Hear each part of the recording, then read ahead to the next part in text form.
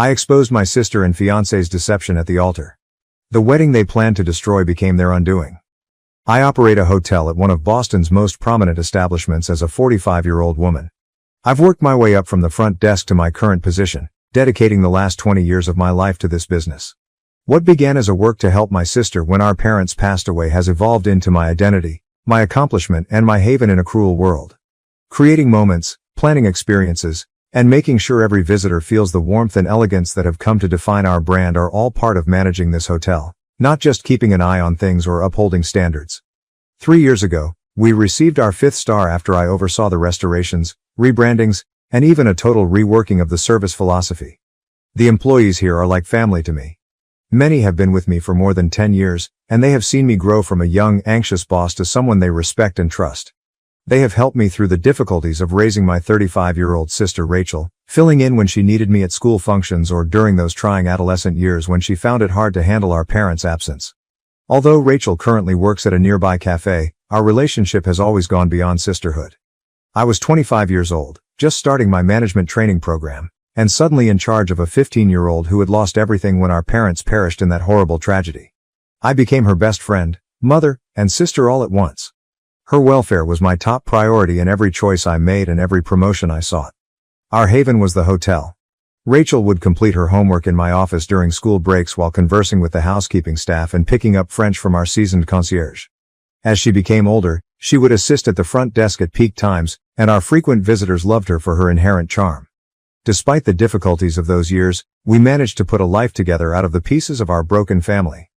I was never interested in romance. Dating felt like an extra hassle between running the hotel and making sure Rachel had everything she needed. There were fleeting flirtations at industry gatherings and sporadic dinners with business associates, but nothing that ever seemed worth pursuing. My employees would make jokes about putting me up, but I consistently refused. I would tell them that Rachel was my child and the hotel was my husband. When 43-year-old Ethan arrived at our hotel 3 months ago, everything changed. The way he viewed everything made him stand out right away, not only because of his custom-made suit or his quiet assurance. The majority of our affluent guests were too preoccupied with their phones or their own significance to pay much attention to their surroundings. Ethan watched. He praised the delicate lighting that took me months to perfect, remarked on the vintage molding we kept throughout restorations, and pointed out the fresh flowers in the foyer. During check-in, he said, "Your attention to detail is extraordinary," his eyes looking directly into my eyes. Even though I've stayed in hotels all over the world, this one is unique. You can sense the thought that goes into each detail. Those remarks struck a chord with me because they recognized the hotel's thoughtfulness and effort in addition to its beauty. When he inquired about nearby eateries, I found myself offering not only the customary suggestions but also my own personal picks. The undiscovered treasures I came upon on late-night strolls following especially trying days. We fell into what seemed to be a natural pattern throughout his 3-night visit. After his meetings, he would come back to the lobby lounge every evening, where he was in an ideal position to strike up a discussion with me whenever I walked by. He inquired intelligently about my professional background, the hotel's past, and my future goals. Ethan appeared truly interested in every detail. In contrast to most visitors who view such discussions as merely being polite. Instead of doing the customary corporate checkout on his last morning, he left a handwritten message that read, "Your enthusiasm for the place is inspiring. How about we carry on our conversation over dinner?" He gave me his personal phone and said he understood if I wanted to keep connections professional. There's so much more I'd love to learn. I debated whether or not to text him for hours. When Rachel came into my office that afternoon, she saw that I was preoccupied and demanded to see the message. "You have to call him." More excited than I had seen her in years, she exclaimed. "When was the last time someone actually took the time to get to know you, not just your job?" Everything changed after that first dinner. Similar to my enthusiasm for hospitality, Ethan talked passionately about his work in investment banking. Just as I saw the delicate dance of managing a premium hotel, he explained complicated financial tactics in a way that made them sound like art. He listened to my mention of my parents with sincere compassion, offering his own stories of resiliency and loss. Months passed, and our bond grew faster than I should have been concerned, but Ethan made it all seem normal, even inevitable. Always keeping in mind the preferences of my employees, he would surprise me with lunch at work. He demonstrated an amazing recall of every small detail I had shared about Rachel on our weekend excursions, even swinging by to provide encouragement and inquire about her job at the cafe. He informed me, "You're different," one evening as we were strolling around the waterfront. By now, Most people in your situation would be burned out and jaded from dedicating so much of themselves to their families and jobs. However, you've managed to strike a lovely mix between professionalism and sincere friendliness. Finding someone who genuinely appreciates the importance of creating experiences for others is uncommon. 2 months into our relationship, over a private dinner at a fancy restaurant with a view of the harbor, the proposal was made. The ring was exactly what I would have picked for myself, elegant without being garish. As he knelt next to our table, Ethan talked about creating a future together while a string quartet played sweetly in the background. When you find someone who shares your beliefs and commitment to greatness, why wait? I know this seems fast, he acknowledged.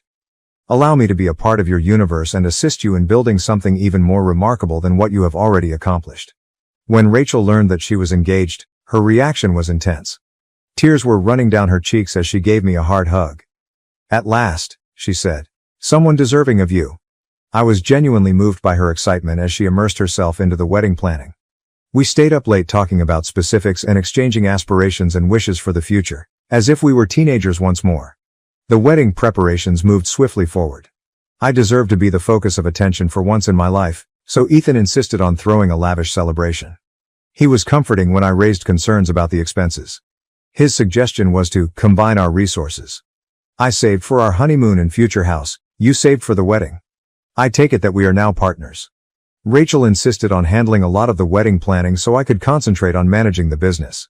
She managed the guest list, set up samples, and communicated with vendors with a level of efficiency that made me think of myself. You've taken care of everyone else for so long, she replied. Let me handle this for you. The hushed phone conversations that ended abruptly when I walked in the door, the occasional glance between Ethan and Rachel during our family dinners, and the unexpected coincidences of them running into each other when I was preoccupied with work-related emergencies are some of the indications that I chose to ignore. Everything fell apart yesterday. When Ethan hurried off to what he claimed was an urgent client meeting, he left his phone behind and came to my office to discuss final wedding plans. The notifications lit up the screen as the cell phone continued to vibrate with incoming texts. I didn't intend to pry, but I noticed a preview of a message. My darling, I can't wait until tomorrow. She won't be aware of what struck her. Rachel was the sender. I opened the phone with shaking hands. There was no password security. He never thought I would see it, I discovered later. My world was completely upended by what I discovered. They exchanged hundreds of mails dating back months before I had even met Ethan. In an early communication, Ethan had written, "She's perfect for our plan. Hotel manager, substantial savings, no real relationship experience, plus she trusts you completely." Rachel had even more heartbreaking answers. She has always put a lot of effort into looking after me. She never established a personal life. This will be far too simple. Everything had been planned by them. It wasn't by accident that Ethan showed up to the motel. Rachel had told him everything about me. Even my favorite wines and my routine. Every chance meeting, every sincere discussion, had been meticulously orchestrated. But their affair was only one aspect of the truth. Ethan's career as an investment banker was unsuccessful. He used credit cards to purchase his luxury suits. His promises of an opulent future were false, and his tales of financial triumph were made up. I was his lifeline as he drowned in debt. Their true strategy was made clear by the messages. Utilize my cash to have an extravagant wedding, then during the ceremony, shockingly disclose their affair. They would make fun of me in front of my friends, co-workers, and employees, and I would be left to bear the consequences. With what was left of my money, they would vanish. Something else caught my attention as I read through their exchanges. Notes from Ethan's legal wife, Catherine. She knew who he truly was, unlike me. Arguments concerning unpaid bills, unpaid child support, and his gambling debts filled their texts. Now as the light is rising, my workplace is covered with deep shadows. My hair and makeup crew will be here in a few hours. Rachel is meant to be present, acting as the maid of honor and a loyal sister. Another detail I discovered in their communications is that Ethan will likely be practicing his vows, which I now know were lifted from romantic films, in preparation for his role in this deception. The location, catering, and flowers for this wedding cost all of my life savings, which I have been saving for the past 20 years while raising Rachel, sending her to college, and helping her pursue her dream of owning her own cafe. However, a peculiar serenity has descended upon me as I sit here and watch the early morning light dance across the hotel lobby to which I have devoted my life. They believed they were taking advantage of me by betraying my love and confidence. They failed to remember that I wasn't naive to get to where I am now. I've managed one of Boston's most prominent hotels for 20 years, and over that time I've learned how to deal with crises, transform setbacks into opportunities, and, above all, play the long game. I have been on the phone for the past several hours, to my lawyer, who has been diligently documenting everything and preparing the required legal measures. To Catherine, who needs to know what her husband is plotting, and to the hotel security team, who have always been more than just employees to me. They are the family I selected, and they have already taken some action. Today, a very different kind of ceremony will take place in the exquisite ballroom, where I have planned many flawless weddings for other ladies. I will benefit from every detail they intend to use against me. Everything will go exactly as planned, just not in the way they had hoped. This includes the 300 visitors, the costly decor, and the meticulously scheduled timing. I get a little depressed when I see the bridal gown hanging in my workplace because of the dreams it symbolized. However, such fantasies were based on false information. And I've always valued harsh realities over lovely lies. In front of everyone I know and admire, Rachel and Ethan intended to make a scene that would stick in my memory. Their goal was to make my wedding day a grand event. I've worked my entire career planning flawless events, and this one won't be any different. Things won't go as planned for Ethan and Rachel tomorrow. They're going to have exactly what they wanted, a wedding to remember. After all, I've learned one important lesson in my 20 years of hotel management: although the client isn't always right, they always receive what they are entitled to. The city is now painted in tones of gold as the sun has fully risen. Time to get ready for the once-in-a-lifetime performance. They believed they were the show's directors, but they are going to find out who actually controls this establishment. In contrast to them, I never let my audience down. Update. This morning, Catherine showed up at my hotel office.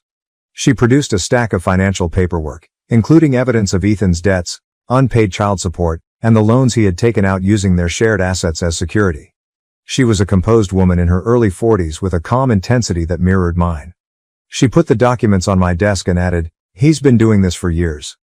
Spread elaborate stories about his wealth, targeting successful women.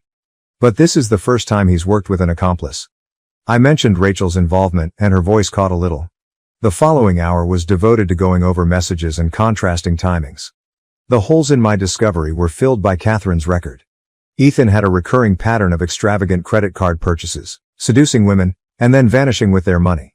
Rachel's involvement, which gave his scam more legitimacy, was the only thing that was different this time. After that, my lawyer showed up and went over everything we had collected.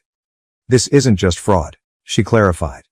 She has already prepared emergency petitions to freeze accounts and stop any attempts to transfer funds, saying, "It's a conspiracy." And with the evidence of their planned public humiliation, we can add emotional distress to the charges. Both of them continued to send messages throughout the morning. Rachel texted to say that she was happy to pick up the flowers. Fake concern filled Ethan's voice as he called twice to discuss last-minute plans. Every interaction seemed like a new betrayal when I didn't respond, but I remained silent. A discreet briefing has been given to the hotel staff. The purpose of the security cameras is to record everything. Disguised as service personnel, police officers have been placed subtly throughout the hotel. They are awaiting my cue, prepared to take action as soon as the fraud evidence is made public. Catherine went into further detail about their marriage, including how Ethan would go missing for months at a time and then come back with long-winded justifications and vows to reform. For years, she has been accumulating evidence in anticipation of the ideal time to take action. It was like giving her the last puzzle piece she had been attempting to complete when I contacted her last night. The cosmetics artist set up in my own suite an hour ago. In an apparent attempt to coordinate with Ethan for their big performance, Rachel texted that she would be late. A lovely reminder of how quickly fantasies may be turned into a weapon is the bridal gown hanging, ready. When Ethan's parents first arrived, they had no idea what their son really was. The reporters I reached out to pretend to be wedding photographers, eager to capture every moment. Ethan will not be aware of Catherine's presence until the ideal time, as she will be seated in the front row. The required paperwork has been prepared by her lawyer for prompt action. The frequency of Rachel's messages is increasing, and there is a tinge of anxiety in them. "Are you all right?" she inquires. "You seem distant." If it weren't so terrible, the irony of her worry would be funny. This is the result of 20 years of sisterhood. Though not for the purpose they intended, the location is turning into the ideal stage. Instead, every detail they planned to embarrass me would double as the background for their publicity. When I look at my reflection in the office window, I see someone who has spent decades controlling chaos rather than a victim. They believed they were planning the ideal scam, but they would soon discover who is actually in charge of this operation. Update 1. Just now, the makeup artist completed her job. This isn't the bridal preparation I had envisioned, and every brushstroke serves as a reminder. My mirror displays expertly done makeup and flawless contouring. They expect me to be a blushing bride, and I look just that. When Rachel did show up, she rushed into the bridal room with an armful of flowers and that phony smile that I can now see clearly. She embraced me with what seemed like real warmth and said, "You look stunning." How long has she been this skilled at acting? As I observed her in the glass, she started to fiddle with my veil and talk about last-minute things. As her eyes met mine in the mirror, she remarked, "It's unbelievable that my big sister is finally getting married. You deserve this happiness for everything you've done for me." If it weren't so tragic, her performance's bravado would be stunning. All morning, Ethan has been sending texts that are meticulously crafted to keep up his facade until the very end, such as, "Can't wait to see you, love," and "Just a few more hours until forever begins." According to his most recent communication, his parents are excited to have me join their family. The hotel's huge ballroom has been renovated just as planned, with 300 chairs precisely placed, crystal chandeliers glittering, and white roses all over the place. Only a few members of my team are aware of what is actually going to happen, but they work quickly through the preparations. Ethan won't notice Catherine until it's too late because she is already positioned, sitting quietly in a corner. A few minutes earlier, her lawyer showed up with paperwork. The police officers who are pretending to be employees have verified their identities. Rachel never stops attempting to spend meaningful time with me. "Do you recall the time we spent planning your wedding as children?" As she adjusted my clothing, she inquired. She is correct in one regard, this will undoubtedly be more remembered than those childhood fantasies. This is even better than anything we imagined. I can see visitors coming in through the window of the suite, acquaintances I've known for decades, co-workers from the hotel business, and even some of my frequent visitors who have grown to be like family. They're all decked out in their best attire, anticipating a love celebration. Rather, they will witness a very other event. In the foyer, Ethan's parents are welcoming visitors, and his father is gushing over his son's prosperous investing business. Their world will soon fall apart just as thoroughly as mine did yesterday. The string quartet is getting ready and rehearsing in the wedding march, which will never come to its customary end. I just received confirmation from my lawyer that everything is set up. Legally, as soon as Ethan and Rachel take action, a series of unanticipated events will begin. Rachel continues to be the loyal sister by assisting me with my sneakers. She squeezed my hand and asked, "Are you nervous?" I forced a tiny grin, realizing how accurate she was about the gravity of what was about to happen. It's normal to be quiet before such a big moment. We have 30 minutes till the ceremony starts, according to the wedding coordinator's recent signal. Rachel excused herself to inquire about a few things, most likely to finalize plans with Ethan. Today, I'm by myself in the bridal suite, surrounded by the mementos of what ought to have been the most joyous day of my life. They'll discover in half an hour how justified their dread of my attention to detail was. Update 3. I started walking down the aisle as the wedding march got underway. Ethan played his role as the successful, attractive groom filled with emotion as he stood at the altar. The scenario briefly resembled the fairy tale conclusion they had intended to ruin. Rachel, still wearing her maid of honor outfit, came forward as I was halfway to the altar. She said, "I'm sorry, but I can't let this continue." Her voice echoing over the flawless acoustics of the ballroom. "Ethan and I are in love. I'm carrying his child." The audience's gasp was precisely what they had hoped for. Just as expected, Ethan's face changed from that of a stunned groom to that of a regretful lover. I recognized that they had practiced this moment. Their spectacular surprise had been meticulously arranged. Ethan said, walking over to me, "Grace, you've been nice to us, but Rachel and I—" My voice was clear and calm when I interrupted. I motioned toward the rear of the room, and the big screens that had been used for wedding pictures came to life. "Let me handle the announcements from here." The meticulous preparation, the premeditated deception, the jokes about my confidence, and their planned betrayal were all visible in magnified form. Catherine got up from her chair and walked slowly in the direction of the altar. Ethan's expression turned pale. She said, "Hello, darling." Her voice piercing the startled quiet. "Surprised to see your wife here?"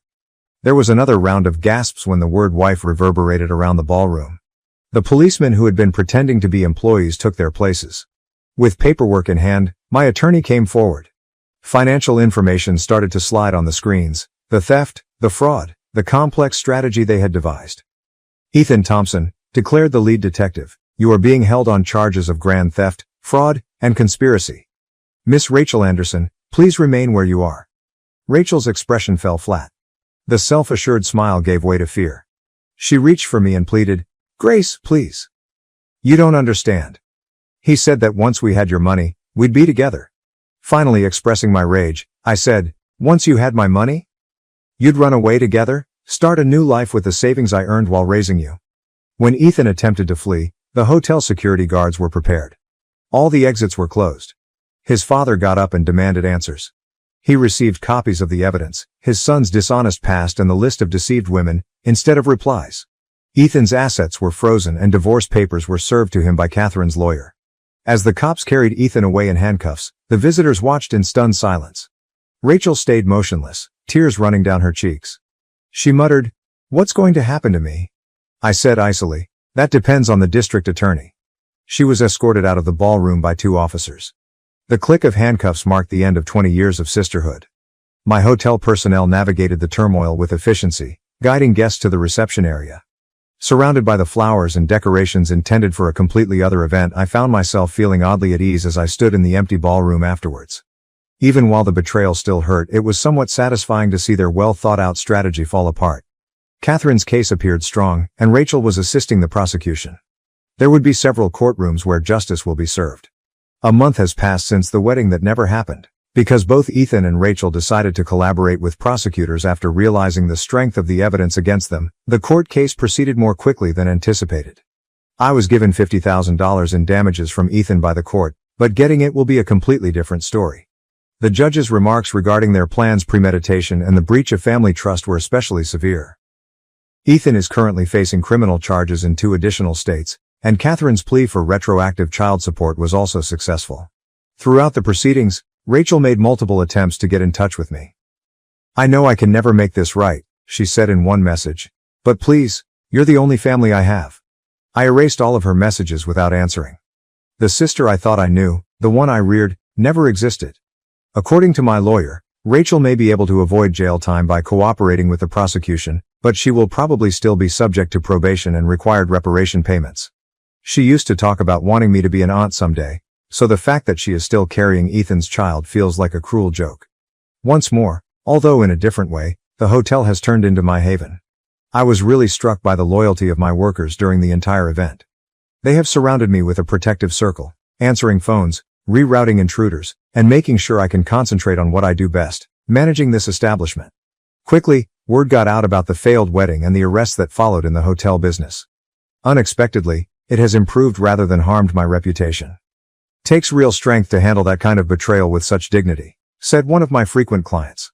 In a long letter, Ethan's parents expressed their sadness and embarrassment. I turned down their offer to pay for the wedding. Money was never the point of this. It has to do with family and trust. I've already transformed the intended improvements for the honeymoon room into a brand new corporate conference space. I've kept in touch with Catherine, exchanging details on Ethan's current legal issues and offering support for one another's court challenges. She has turned into a surprising ally who genuinely recognizes the extent of his dishonesty. "We're both better off knowing the truth," she stated to me, "no matter how much it hurts. I still have the bridal gown hanging in my wardrobe. Something prevents me from making the final decision to donate it, even though I should probably. Perhaps it serves as a reminder of what I learned about my own strength rather than what I lost. The woman who purchased that outfit was incredibly naive in her trust. Now the owner, a woman, is aware of this. I've kept Rachel's old room ready for her over the years, and her belongings are still there. I finally packed everything into boxes yesterday and gave a storage firm a call. It will be held for 30 days. I forwarded the information to her via my attorney. Anything left over after that will be donated. The betrayal itself is no longer the most difficult aspect. It's recognizing how poisoned 20 years of recollections have become. Was Rachel constantly playing a part, waiting for the appropriate moment, or was every Christmas picture, milestone celebrated and late-night chat with her genuine? I've returned to my job, finding solace in the well-known routines of hotel management. I'm putting all of my energy into new initiatives and enhancements, and my staff has observed that I'm more focused than ever. I was invited to give a presentation on crisis management at a hotel management conference last week. I hardly recognized Rachel's handwriting when I looked at her signature on the settlement documents this morning. On the other hand, I hardly recognized her anymore. With a few pen strokes, 20 years of sisterhood came to an end. I have lost my anger. Simply fed up with bearing the consequences of what transpired.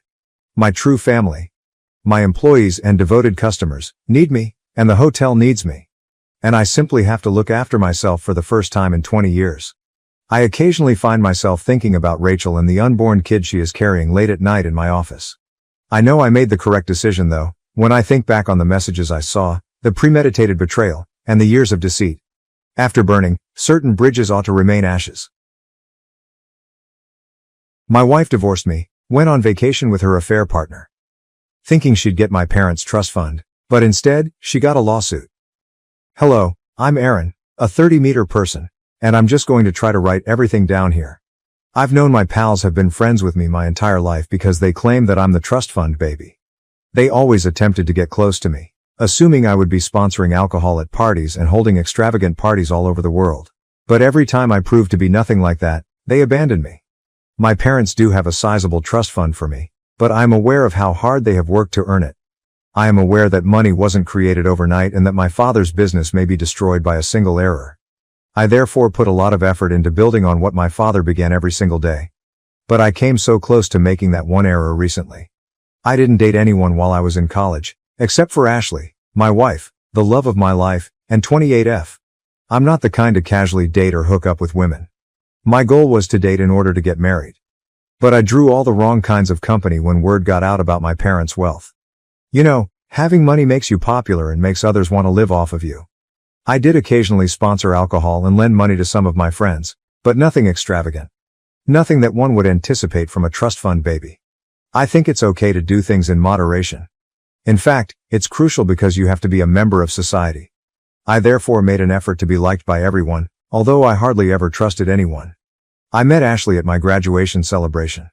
I struck up a conversation with her informally as she didn't seem to know me. We hit it off right away. After exchanging phone numbers, I took her to McDonald's for our first date. We had an incredible time. I fell in love and she didn't seem to mind that our first date wasn't particularly spectacular. My first love in life was Ashley. She wasn't dull and didn't seem to be making a concerted effort to win my approval. She was just being herself. She was also incredibly intelligent. I seemed to obtain an image that was beyond my budget while I was with her, and I felt normal. She didn't seem surprised at all when I took her to meet my parents after we had been dating for a month. She seems to agree that I was wealthy and impartial. That gave me hope that she wasn't at all put off by my money.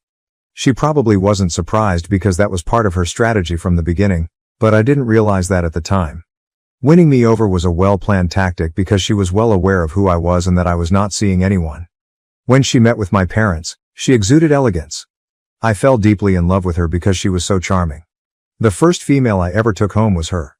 My parents were ecstatic about me. She never took any expensive presents from me during the year we dated.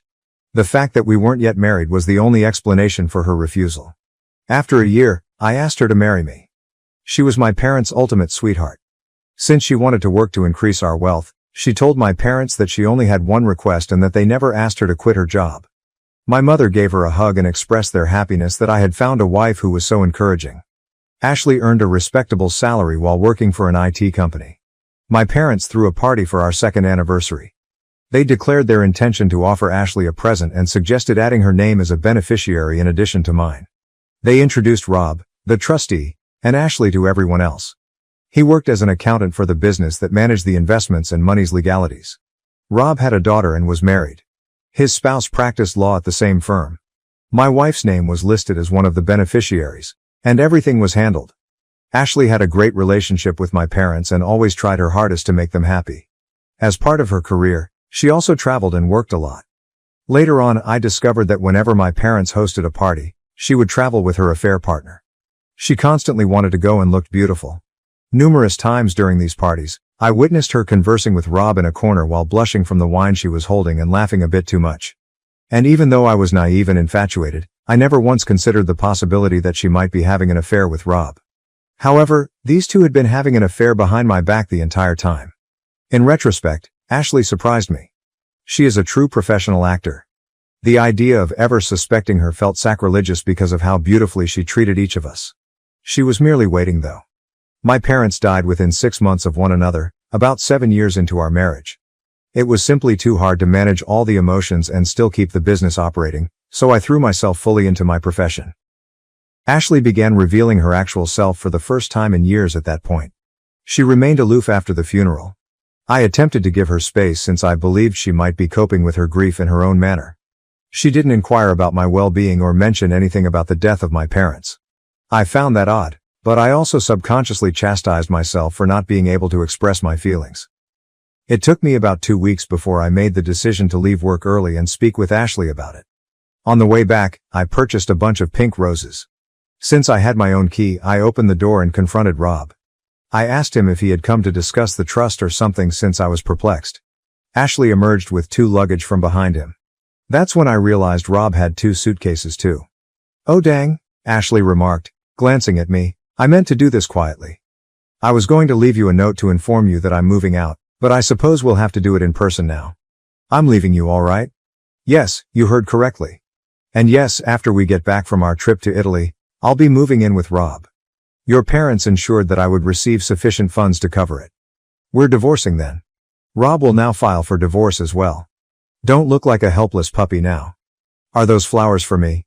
"Thank you. I'll take them. Goodbye." Before I could ask her to wait, they had already left. There was silence after I heard the motor revving up. My wife of 8 years abruptly left me. Is the phrase, "the world crashing down in front of you," familiar to you? Well, that sums up my feelings the best. I didn't leave the house for 2 days. I kept the blinds closed. Cup noodles and chilled meals were my only sources of sustenance. I was afraid of the silence, so I never switched off the TV. I had no desire to take a bath. Someone rang the doorbell on the 3rd day. I assumed they would eventually go if I didn't answer the door, but that didn't happen. Whoever it was pressed the bell longer and harder each time it rang. The ringing continued for several minutes after that. Someone was now hammering on the door. "I know you're in there, open up right now," a woman's voice said. "I won't go until I have a little conversation with you." I assumed it was Ashley, but then I recalled that she and Rob were on vacation in Italy. I felt a new surge of melancholy at the concept. I dragged myself out of bed and began opening the door because the banging and knocking wouldn't stop. A woman with red hair wearing a 2-piece suit was waiting for me when I opened the door. It appeared as though she would eat my head off. "Your wife fled with my husband," she remarked. "It won't assist anyone to sit here and be a wimp. In 15 minutes, get up, take a bath, and enter the living room. We have a lot to discuss." As soon as I didn't answer, she opened the door, met my eyes and said, "You stink." "Okay, Mom," I said before I went to the restroom. "I heard that," she yelled back. I laughed in spite of themselves. After my bath, I felt somewhat human again, and the living room looked immaculate when I got back. The kitchen was no exception. Rob's wife, Sandra, gave her introduction. She explained that she had been attempting to contact me at my workplace for the past 2 days but was unable to do so, so she ultimately made the decision to come to my house. She was serious. What she was telling me was unbelievable.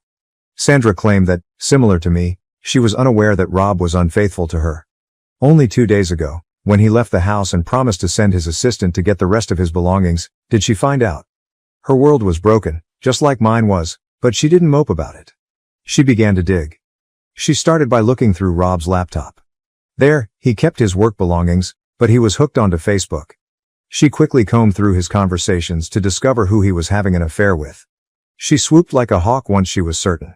She was very certain that Rob was withdrawing funds for his personal purposes after reviewing all of the documents pertaining to my trust fund. He was being helped by one of the beneficiaries, who was none other than Ashley, so it began little enough to go unnoticed, but ultimately he had grown confident and reckless. Although she wasn't lying, I kind of wanted she was. Sandra was prepared to destroy them because she had all the evidence. Sandra said, "I have a little daughter," while I was still unsure. "I'll get every last dime out of Rob, and I'll completely destroy Ashley. What you believe doesn't matter to me. I only wanted to let you know. If you do not wish to participate, you're under no obligation to do so." She exuded confidence and determination, and I knew from a way that I could trust her. I was on board then. We exchanged handshakes. We were working on a scheme that would cost my ex-wife a lot of money while she was on vacation in Italy. Rob and Ashley had returned from their 10-day vacation in Italy. Sandra and I wanted to see how they would react when the penny dropped, so we waited for their call. I had been at work on a Monday when Ashley called. She went on a tirade as soon as I answered. "What on earth is going on? What does Rob mean when he says we're having problems? Where's my money too?" "You mean the money from my parents that Rob used to buy you presents and most likely the apartment you moved into," I said. "I hope my lawyer got back to you." It's Rob's wife Sandra, who also happens to be employed at the company. Before she could utter another thing, I hung up and told her I had to leave. That day, Ashley was waiting outside when I left work. She blocked my path as I proceeded toward my car, pretending not to notice her. I had known her for a long time, but I had never seen her so upset by anything. She requested me to explain things to her since she seemed to be having trouble understanding Rob's nervous account of what happened and wanted to hear it from me in simple terms. I informed her that I had learned about the divorce petition from her attorney. The only difference was that she would not receive a single dime. The expression on her face, oh boy. She never would have imagined that this would be taking place. I saw the panic rising within her. After experiencing a moment of cruel pleasure, I felt a great deal of guilt for placing her in this predicament. It's hard to see someone you care about suffer, and I still loved her. I had to leave as soon as possible to avoid being manipulated by her. I brushed her aside and headed for my car. From behind me I heard her yelling. She was requesting that I stop. How could you do this to me? Was the final thing I heard before getting into the car. I wanted to lash out and tell her that I could ask her the same stupid question because I felt like I was being stabbed. Instead though, I got into my car and left. In my rear view mirror, I could see her, completely confused, taking care of the automobile. Rob, meantime, had received notification that he would be leaving the organization. He was damaging the company's reputation, and it seems that word had gotten out. Since many customers had contacted to request contract termination, firing Rob was the greatest damage control measure the company could take. Sandra arranged for the best counsel because she had several friends who were lawyers. She was confident that she would win the lawsuit and be granted custody. As I drove home, Sandra was providing me with all of these information. I felt a lot lighter. I wrote this up after returning home. I wanted to let out my frustration after my encounter with Ashley. Is Ashley being treated too harshly, in your opinion? Update 1. Hello to everybody. I have an update now. A week has passed. I appreciate you helping me and getting me back up when I was feeling quite lost. I showed him this Reddit article during our first therapy appointment. It's a good coping mechanism, he said.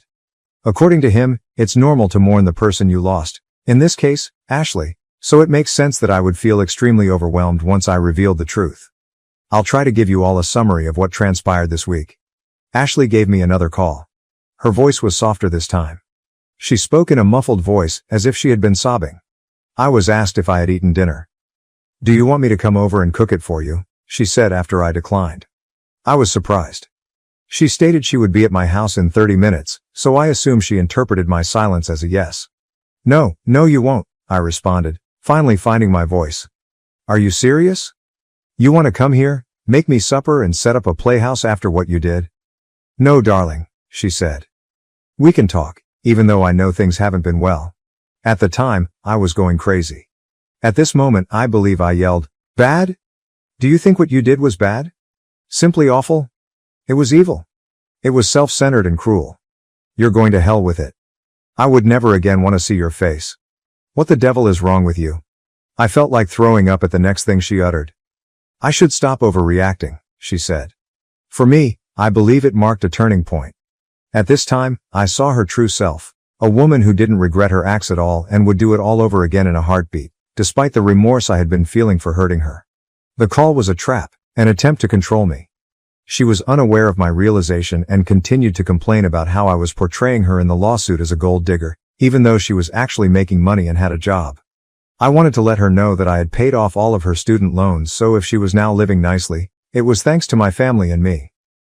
She claimed that the only reason she wanted to visit was because she believed we should have a conversation and reconcile, and that I should drop my case since it was useless. It was impossible for me to refrain from asking, what about Rob? She claimed that Rob was simply different and that she was having an affair with him because he made her boring existence interesting. She then began accusing me of never being there for her and of being away on business.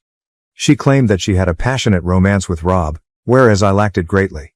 I was suing her rather than offering her an apology. By this time, I was certain she was attempting to bleed my ear. She could have discussed it with me or we could have attended marriage counseling, I informed her, if she had been experiencing so many issues. The answer was never cheating. She started to insist on coming over and change the subject. After hanging up, I dialed Sandra. I explained what had transpired to her. Sandra requested that I call her back and invite her over. I will also come over, she responded. She requested me to comply in order to find out her true intentions. I ended my conversation with Sandra and dialed Ashley instead. When she picked up, she sounded so arrogant. She claimed she will be there in 30 minutes and that she knew I would come around. Sandra arrived before Ashley did. There was not enough time for her to explain her plan, and I was unaware of it. She wanted me to make Ashley sit in the dining room after she went inside. Sandra stated that she would appear in this play in a special capacity. About 40 minutes later, Ashley arrived, and it was clear that she had tried to appear presentable. She did look nice. She entered, gave me a kiss and started to go to the bedroom where Sandra was. I halted her and requested that she take a seat in the dining room. "But why, sweetheart?" She pouted as she turned to face me. "Was it easy for me to forfeit my rights? Was your affection so feeble? Baby, will you not stand up for us?" It was then that Sandra emerged from the bedroom. Ashley muttered something along the lines of, "What the hell?" as she appeared too astonished to talk. "Ah, finally, we meet the woman who is dating my useless husband Rob the cheater," Sandra stated with a smirk to Ashley. "You did indeed forfeit your right to the bedroom, I see." Ashley turned to face me and said, "How could you so simply replace me? After stealing all of my joy, you're having an affair with Rob's wife. We owe a lot of money, and now we won't even receive the money from the trust fund. Rob is currently unemployed, and it's unclear who released the information. I could also lose my job. You're incredibly self-centered." "What do you mean we have debts?" Sandra interrupted. "Is it comparable to a joint loan? Are you withdrawing the money and assisting Rob and Miss BL or what?" Ashley swung her around. "Then absolutely, I was. Rob has had my support from the beginning. Do you believe he could have organized such a thing himself? Of course I aided him. Not like you, wicked witch. You have treated him in a condescending manner. He chose me over you for that reason. Leave this place. When your husband is unemployed, how are you able to be here? Why in the world don't you support him and make a statement in his favor?" After giving me a charming smile, Sandra informed me that she believed I should send Ashley home. The task was completed. After receiving the signal, I held the door open for Ashley. Ashley hurled a barrage of insults at us as she walked out. What just happened?" I asked Sandra as she was leaving. Sandra winked at me after pressing stop on a tape. "We got a confession, Aaron," she exclaimed with excitement, her eyes gleaming. "We'll destroy them." She heard me say, "I'm not letting both of them escape. That's Sandra for you, my friends. She is cruel and cunning. I would be afraid of her if I were Rob and Ashley. She simply performs her job too well." Sandra admitted before leaving that she was the one who had clearly leaked the Rob news. I informed her that I was picking up on her intelligence and that I had at least deduced that she was involved. "I'll keep you guys informed." At last, the game is starting. Update 2. I'm back with an update, which I think is a bit early, but I couldn't wait to share it with you all. Sandra is an incredibly vicious murderer. She explained everything in detail and submitted the recording to Ashley's employer. In the note, she stated that someone who would go to such efforts to deceive her loved ones wasn't a trustworthy employee and would likely attempt to steal money from them if she saw a chance. Sandra also had a long-standing friendship with one of Ashley's business colleagues. Sandra's buddy quickly withdrew from a transaction she was about to support, claiming that she had doubts about the reliability of several team members. The agreement was therefore off the table. When Ashley's supervisor heard the news, he was completely distraught. To salvage the deal, they acted quickly and dismissed the offending individual. That's all. My ex-wife was abruptly let go from the corporation. Both of them are currently unemployed and in debt. Sandra informed me that she had been receiving constant calls from Rob. He began messaging her when she didn't answer. She disabled his number and urged him to stop bothering her. "I'm having a great time right now. According to my therapist, who I've been seeing, Ashley ought to serve as a case study on narcissism." That was kind of amusing, lol. After a long time, I burst out laughing. In any case, I'll update you all. Oh, did I mention that Rob had been arrested? Ashley apparently had to take money out of her savings account to cover his bail. Serve them well, lol. For now, goodbye. Update 3. Sandra gave me a call this morning. She was enraged. Rob apparently rang her doorbell intoxicatedly early in the morning and continued to abuse her. The entire incident was captured on her security camera. He tried breaking in when Sandra begged him to leave. Only after Sandra threatened to call the police did he go. The worst part of the entire situation was that Sandra and Rob's daughter, Emily, woke up as a result of all the noise. She witnessed the events and is now traumatized. Children typically suffer after divorce, but witnessing your father go drunk on your doorstep, yelling at your mother, and attempting to break into the house is an entirely different matter. Since then, Emily has refused to leave her room. Sandra needed to go to the police station to file a restraining order, so she asked if I could come over. At such short notice, she was unable to hire a babysitter. I assured her I didn't mind and asked them to call me at work if they needed anything. Sandra went out the door as soon as I arrived. Since Emily hadn't even had breakfast, she advised me to offer her some food if she came out. I went to knock on Emily's room as soon as Sandra left. I got a pin and shattered the lock when no one answered. I have no idea why, but I was feeling suspicious. I was contemplating the worst-case situations during the stillness. I was unable to remain motionless while the youngster was in pain. There was no one in the room when I rushed in, and I was breathing heavily. Then I noticed a slight movement. Emily was concealed beneath the bed. With the exception of her hair, the 3 or 4-year-old daughter looked exactly like her mother and was staring at me with fear in her eyes. She stammered in terror and managed to ask me if Rob had sent me and if I was her dad's buddy. I got down on my knees and said hello. I explained to her that I was actually her mom's friend rather than her father. At that, she appeared to calm down a little. She then began to stare out the window nervously and inquired as to whether her father had left. Since her mother was like a tigress and would do everything in her power to protect her cub, I answered that he was. At that point, she broke down in tears and confided in me about her fear that Rob would break in and harm her mother. I promised her I would never allow that to occur. In addition to losing a parent, this innocent child had witnessed what a terrible monster her father was, and I felt terrible for her. I persuaded her to play her favorite Disney film and come out. I served her some lasagna that I had warmed up.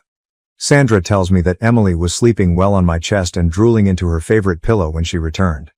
Emily clung to my legs and wouldn't let me go that evening when I was ready to go. She sobbed repeatedly before finally admitting that she was afraid Rob would reappear and leave her mother alone. When Sandra rolled her eyes at me, I stopped joking that her mother didn't need to be protected. I stayed the night because I knew it would be very hard to explain a restraining order to a youngster. Emily and I both slept soundly. Sandra served us delicious pancakes the following morning, and I left right away for work. That night, Emily made me swear that I would return to sleep at their place. Well, I suppose that's my life at the moment. Sandra's place is where I have to stay at night. Sandra has yet to find a good child psychologist, despite her best efforts. I'll give you all an update following the initial hearing. Goodbye. Update 4. Well, phew, I guess I haven't given you guys any updates in a while. The initial hearing has concluded. This is what a lay person like me has discovered. Rob and Ashley are completely cooked. Yes, brother, I do mean it. They're barbecue cooked. We have so much damning evidence against them that the matter is really closed. However, given the nature of courts, it is likely to take a long time. Sandra thinks it won't take more than 6 months. She also thinks that they will both be going to jail. Rob and Ashley will definitely not receive any compensation for the divorce. Rob is also required to pay child support. Rob and Ashley were unsuccessful in their employment search. I've learned that Rob works as a janitor at a local club. We witnessed Rob being assaulted by some loan sharks outside the court. For that man, things are looking bleak. He's done. He rushed to Sandra when he saw her outside the court and collapsed at her feet. We now know better, yet he persisted in pleading with her to take him back. According to Sandra's attorney, Rob won't even be granted visitation rights because the case is so strongly in Sandra's favor. Am I the asshole for flirting with 19-year-old girls at a birthday dinner and defending myself when they called me a predator? Original post. I'm 31 and recently ended a long-term relationship. I was broken. I recently went to this cool restaurant bar downtown with one of my buddies to have a good time. Anyone of any age can come in. While we were there, there was a girl who was celebrating her 19th birthday. They sang happy birthday and they were allowed an outside cake with 19 on it. The birthday girl was pretty, so I wanted to go chat her up. Her friends were super cute too. My buddy told me to leave them alone and that they looked like babies. He didn't want to go over at first, but since the breakup, every other woman but my ex has been invisible. So he went to Wingman with me. We walked over and wished her a happy birthday. I thought things were going well and the women were laughing. Then all of a sudden one of the girls snaps at me to take a fucking hint or Kelly. I was taken aback and just said excuse me. She said to read the room and that they were uncomfortable. Another asked us to go away. I was going to go, but I was really bothered by the R. Kelly comment. I said it's fucked up to call me a predator when we are all adults here. My buddy wanted to leave, but I stood my ground. The birthday woman said that it didn't matter. It's weird for someone my age to hit on them, especially when they make it obvious that they are uncomfortable. Then made another R. Kelly comment by asking if she looked like Aaliyah to me. Which upset me again. I apologized for making them uncomfortable, but that didn't give them the right to call me a predator. One of the women said it was a personal problem. I said that adults are allowed to hit on the adults. It's not a crime. One woman just asked why I was still standing there and yelled at me to go away. I was pissed off, and when I left, their entire table was singing Remix to Ignition and laughing their asses off. I was furious and humiliated. When we sat back down, I was seething. My buddy said that it was my fault for not seeing the signs that they were uncomfortable. To him it was obvious, so he wanted to go. He called me delusional. I pointed out that they were laughing and he said it was just uncomfortable laughter. I told him that I had every right to be mad about being called a predator when they were all 18. 19. It's a horrible accusation to make. My ex was 6 years older than me. He said that they weren't calling me a predator, just weird for going for teens. He said it was wrong of them to sing after me and that was bullying. But I should have left long before that. I felt like he should have stuck up for me. Was I wrong for sticking up for me or for hitting them in the first place? I was respectful and not creepy at all too. Edit. For the record, I do date women my age and older. This was the first time I approached much younger women. Edit. Alright guys, I get it. I let my pride get in the way of things here. Can't fix it, we'll do better next time. Relevant comments. Comment 1, YTA. For being creepy, not taking a hint, and arguing about it to women who asked you to leave. You're upset about being called a predator but don't seem to care that your inappropriate behavior made a group of women in public feel uncomfortable. Comment 2, typical nice guy. Comment 3, the table singing Remix to Ignition was also hilarious in how badly it pissed off the OP. Comment 4, he is extra YTA for standing his ground when they asked him to leave. What did he think would happen? They would admire his persistence and realize they were wrong all along and he was actually a nice guy who they should all sleep with. Comment 5. Or they all look sheepish and he could leave like a boss having owned all those bitchy women. Comment 6. Then the entire restaurant would clap. Comment 7. And all the women would throw their knickers at the clear alpha male. Comment 8. YTA. The fact that both the girls and your friend easily recognized that it was creepy to hit on her should tell you that it wasn't okay. Comment 9. The rare moment that an AITA post turns out to be the asshole. Praise be. Comment 10. YTA, you're 31 hitting on a 19-year-old, and you can't confirm how old the other girls were. Probably around 17, 18 and 19. That's very creepy and you made them uncomfortable and then didn't take a hint, then got mad when they had to be mean to you for you to go away and you still didn't go away. This is predatory behavior and I'm not really sure what you thought was gonna happen. Posted by you Nununoi. I have never had a Reddit account before, but my journalism TA showed us it and sometimes I'll just check the front page for news. Earlier I saw a post up there that basically described my birthday dinner like 3 weeks ago. At first I didn't gaff, but now I just felt the need to clarify a few things. Even though I know most people called him an asshole.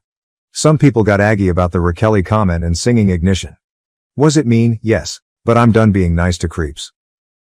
This was not a bar. It was a bar and grill, but it was mainly a restaurant that just happened to serve drinks. We were sitting near a family. So we weren't in a setting where people go to get hit on. We were minding our business and marketing in the corner booth. He came and wished me a happy birthday. I said thanks and we all went back to our conversation. I did appreciate being told happy birthday. But he stuck around. We laughed uncomfortably and went back to our conversation. He stuck around and kept interrupting us. Each time he said something, we nodded and then turned our backs to him. We said thank you bye a few times. But he was still standing there, talking to us. His friend kept finding excuses to leave. I was annoyed, uncomfortable, and disgusted, but I gave him a respectful, okay, have a good night. Here's some cake for home bye. But he grabbed the cake and sat down in our booth. He said, the nights are not over yet. Then my friend just snapped, and if she didn't I was going to. When she called him R. Kelly she wasn't accusing him of being a pedo, but a creep. 30-year-old guys who hit on us creepy and disgust us, point blank period. We were nice the entire time and I even gave them a million hints and cake for the road. His friend was even finding reasons for them to leave. Then he had the audacity to stand there and fight us on it. I told him that he was way too old for us and it was creepy from the start. When he left we started singing Ignition among ourselves, not singing it after him. AITA throwback that our parents put us on. Instead of crying over our night being ruined by a creep, we turned it into a fun moment with karaoke. P.S. When he asked us our age and gave us his, we became a million times more uncomfortable. Guy was 30 trying to get with 18-year-olds at a birthday dinner. We're used to old men bothering us and it's always gross. To the if he wasn't ugly crowd, he was a decent-looking fit guy. If I never met him, I'd set him up with my aunt. But he was in his 30s and that is way too old. This isn't porn, and I haven't met a single girl desperate for a 30-yo divorce dick. Being called legal is demeaning. Everything about it was sickening. When we came over, announced his age, then asked us ours, I almost yacked. It was like he was IDing us, at a family restaurant. Fuck outta here. I'm tired of having to be polite to guys who are creepy and disrespectful. Edit, 30-year-olds aren't gross by being 30. Everyone gets older. 30-year-olds who bother you to flirt during the birthday dinner are. Edit, I really appreciate the support, but please don't spend your money on gold for me. That's not why I posted, but I do appreciate it. My parents chose my sister's baby shower over my wedding. Am I the asshole for walking away and cutting ties? I, 35M, never imagined that I would be sharing my innermost thoughts on Reddit, yet here I am, lost, and turning to strangers for online guidance. Please be patient with me while I attempt to sort out the chaos that has become my family life. It's a lengthy and intricate narrative. I was raised in what I always assumed was a standard suburban American middle-class family.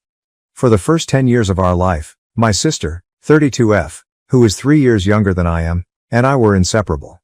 We truly enjoyed each other's company, and our parents encouraged us to be close. For hours, we would construct intricate Lego towns, invent our own coded languages, and defend our backyard fort against fictitious intruders. We laughed a lot, shared secrets, and formed a friendship that I believed would last a lifetime during those formative years.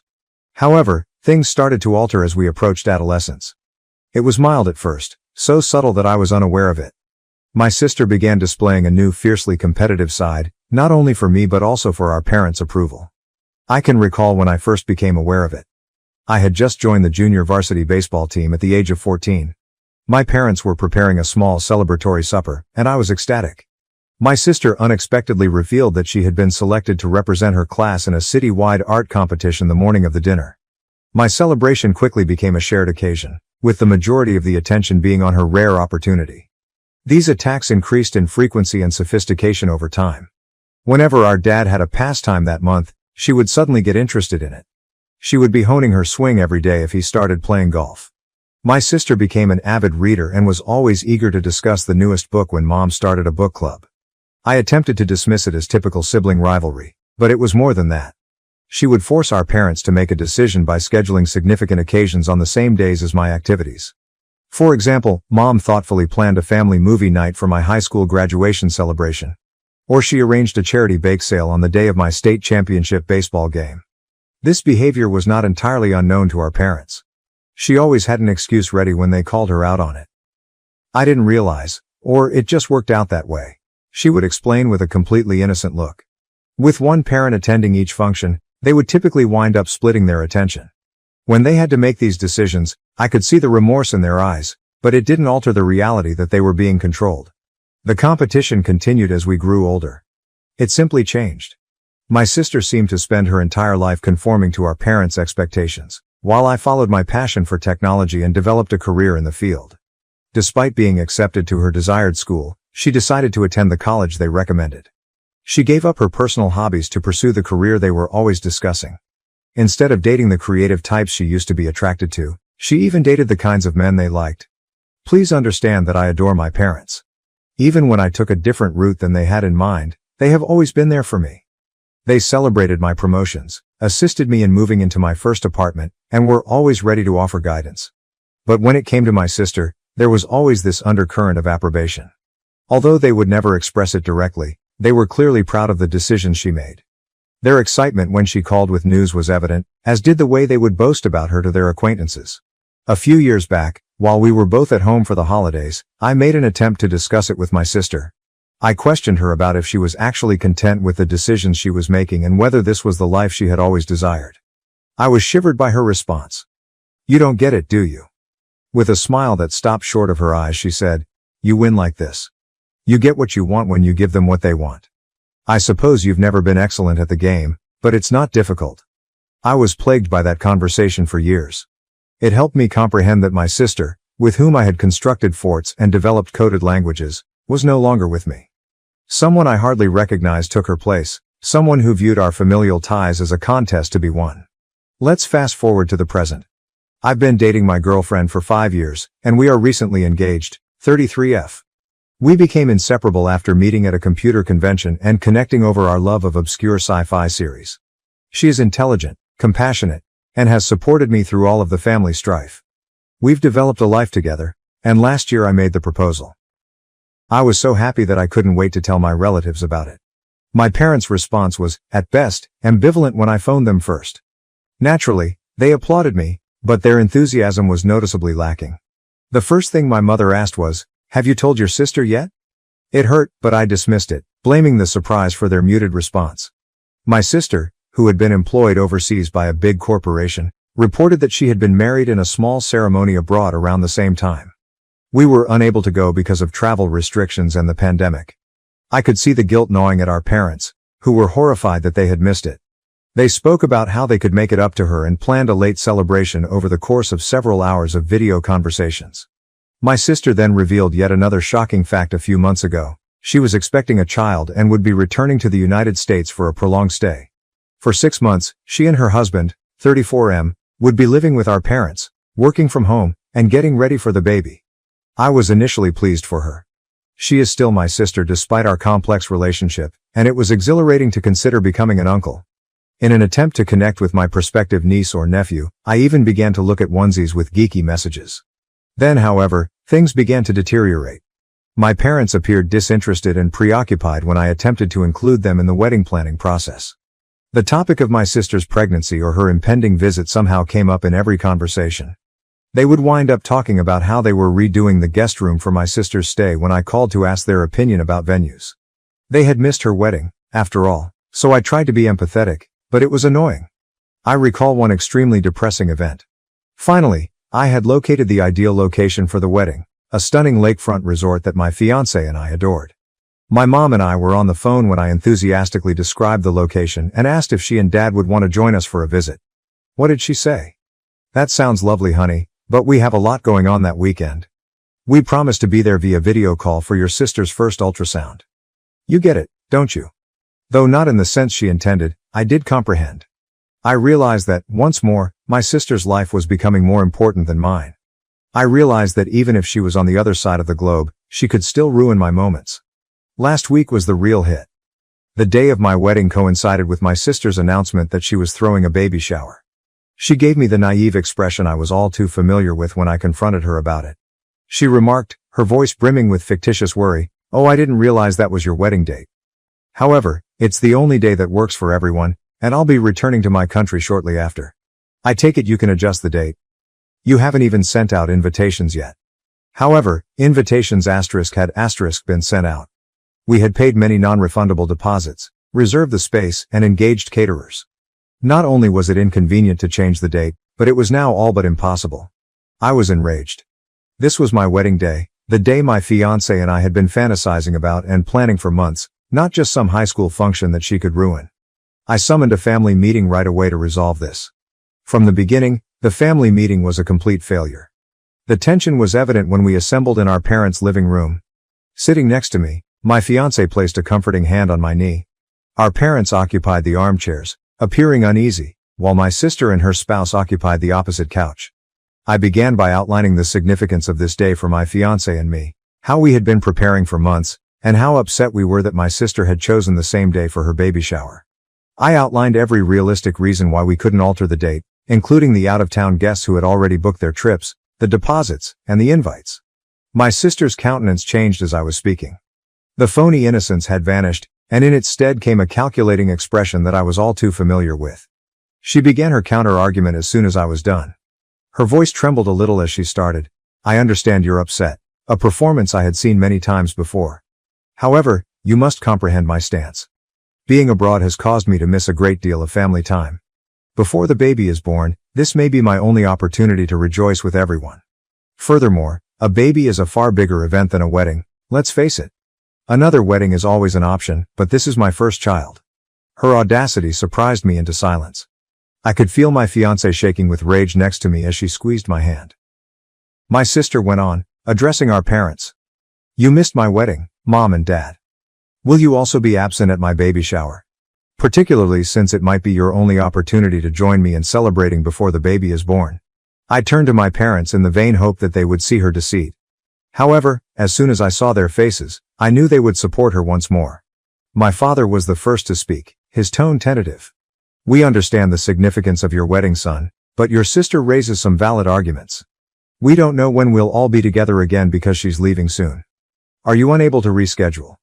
Or perhaps we could arrive a little later for your wedding." What I was hearing was unbelievable. My own parents were requesting that I either reschedule my wedding or come to terms with the fact that they would be late for one of the most significant occasions in my life. It was impossible to describe the anger and hurt I was experiencing at the time. "We're not trying to choose sides, honey," my mother interjected in a pleading tone. "Both of you are equally loved by us. However, this also pertains to your niece or nephew. Do you not want us to be present when the baby is born?" The final straw was that. Anger, hurt, and fury that had been bottled up for years finally burst out. "Equally?" My voice trembled as I spoke. "You love us just as much? Isn't that a joke? You've never treated us fairly before. When did you ever prioritize my needs and feelings?" With trembling hands I got up. "That's it then. You continue to choose her despite everything that has happened over the years. All right, make your decision. But be aware that you won't be involved in my life after my wedding if you don't go. I'm finished. I'm done vying for your affection and attention. I've had enough of being the son you only consider while she's not there." There was silence in the room. A look of horror replaced my sister's smug smirk. As though they couldn't believe I was challenging them, my parents sat there with their mouths open. "I'm getting married in 2 months," I added, sounding more composed. "Until then, you must choose between supporting your son on the most significant day of his life and going to another event that your daughter has planned to control you. Make an informed choice because it will impact our connection for the rest of our life." I ignored their calls and stormed out after that. My fiancée trailed behind, her expression a mixture of pride and surprise. She hugged me while I sobbed when we got home.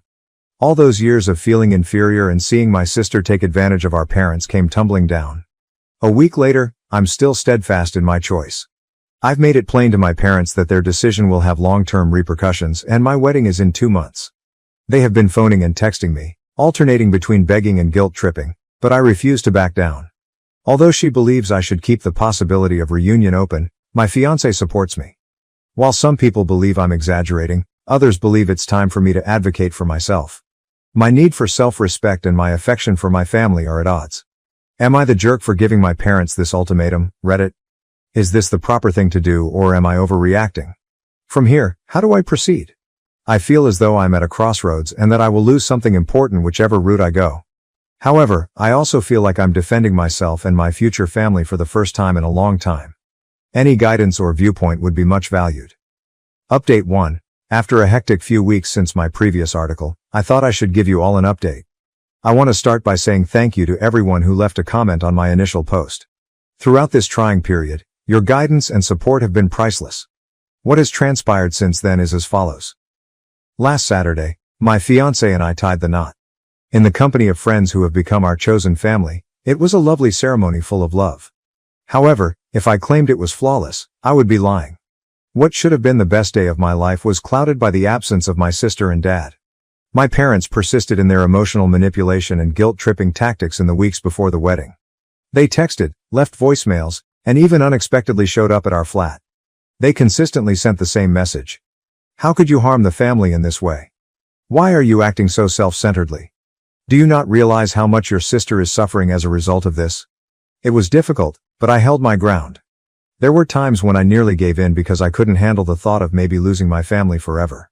Despite everything, my fiancée, who is now my wife, was my pillar of support. She reminded me of the purpose of our actions and the significance of defending our future and ourselves. My mother sent me one last message the day before the wedding. Asterisk. We love you, son, but we are unable to support this decision, it said.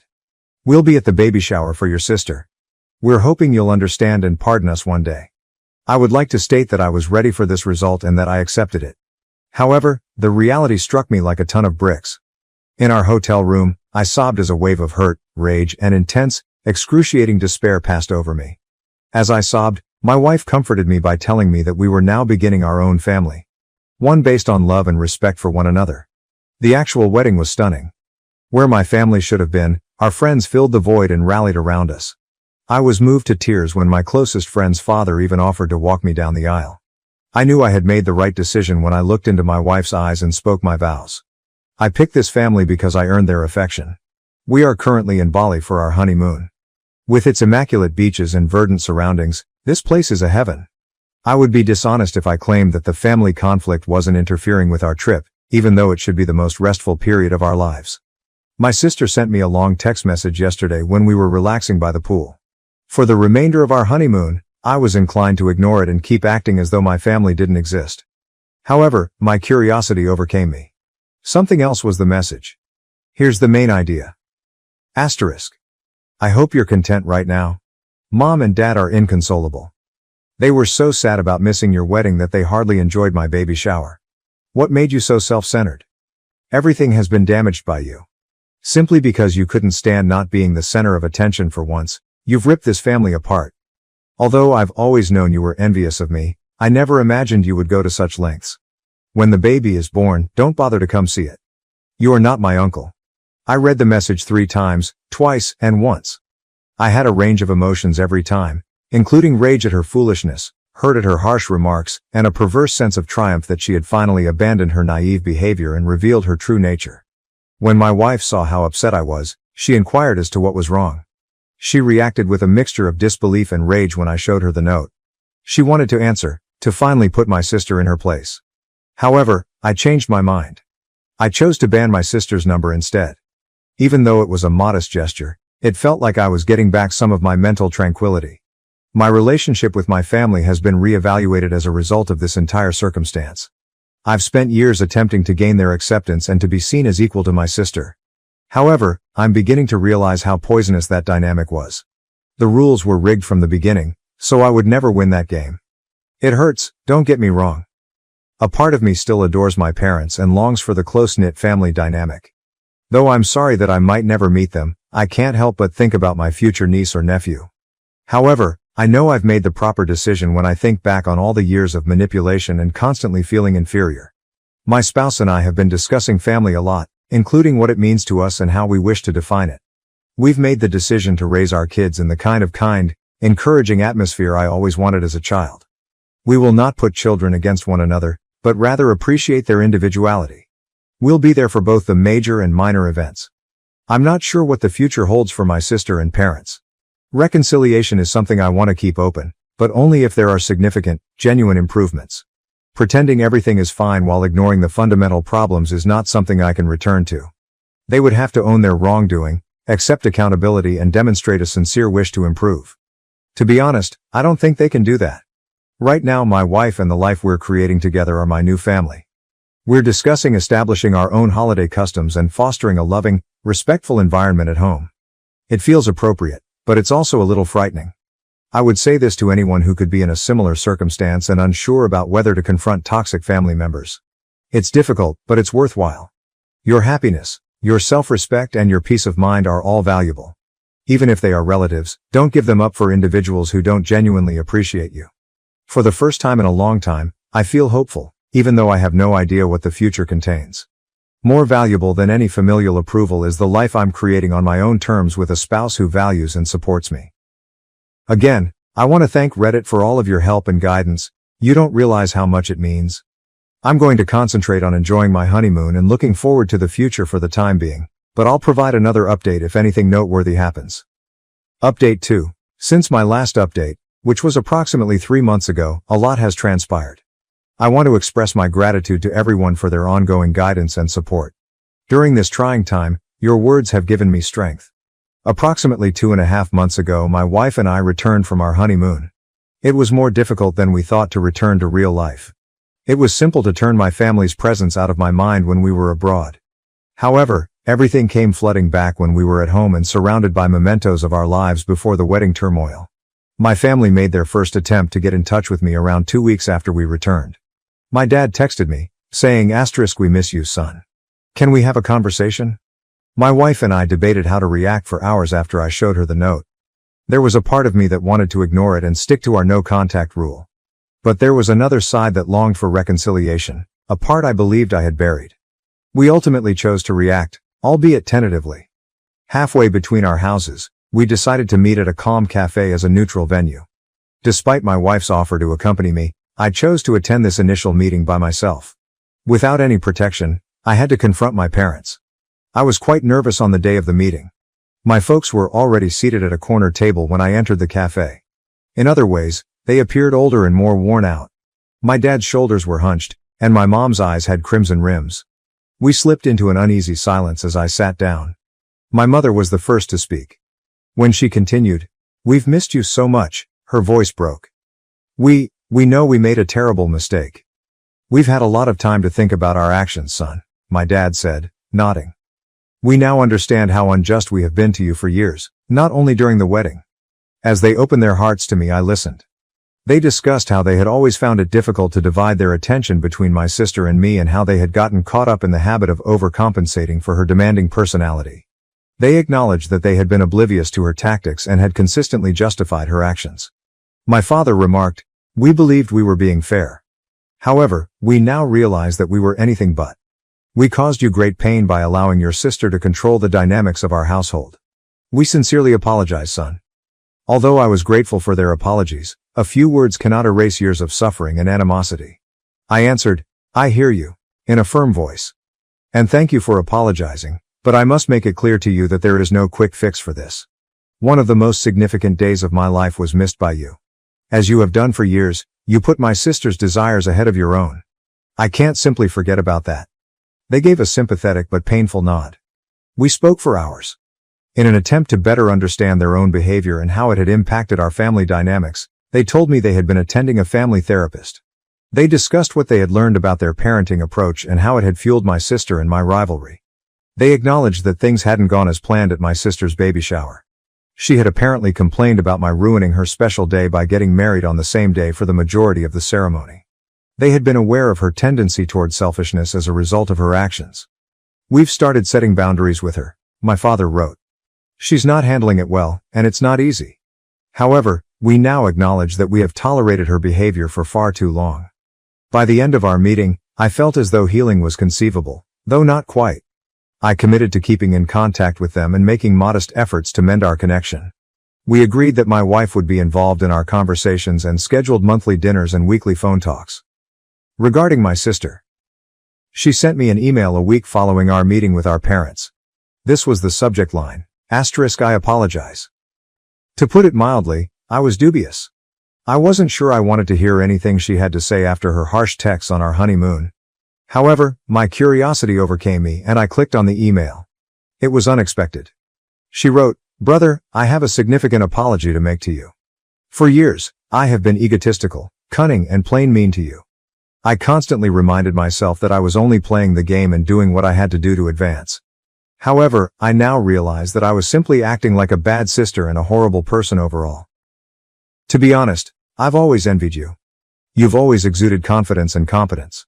While I molded myself into what I believed our parents wanted, you followed your passions and created the life you enjoy. I was angry with you because you were free to be who you were and yet be appreciated. I am aware that this does not justify my actions.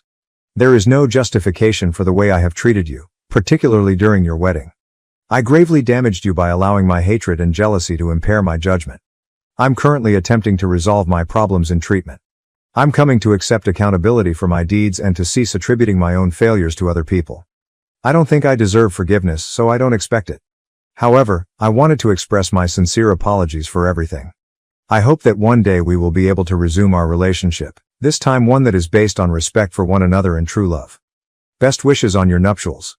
I hope the two of you are content with each other. Your sister."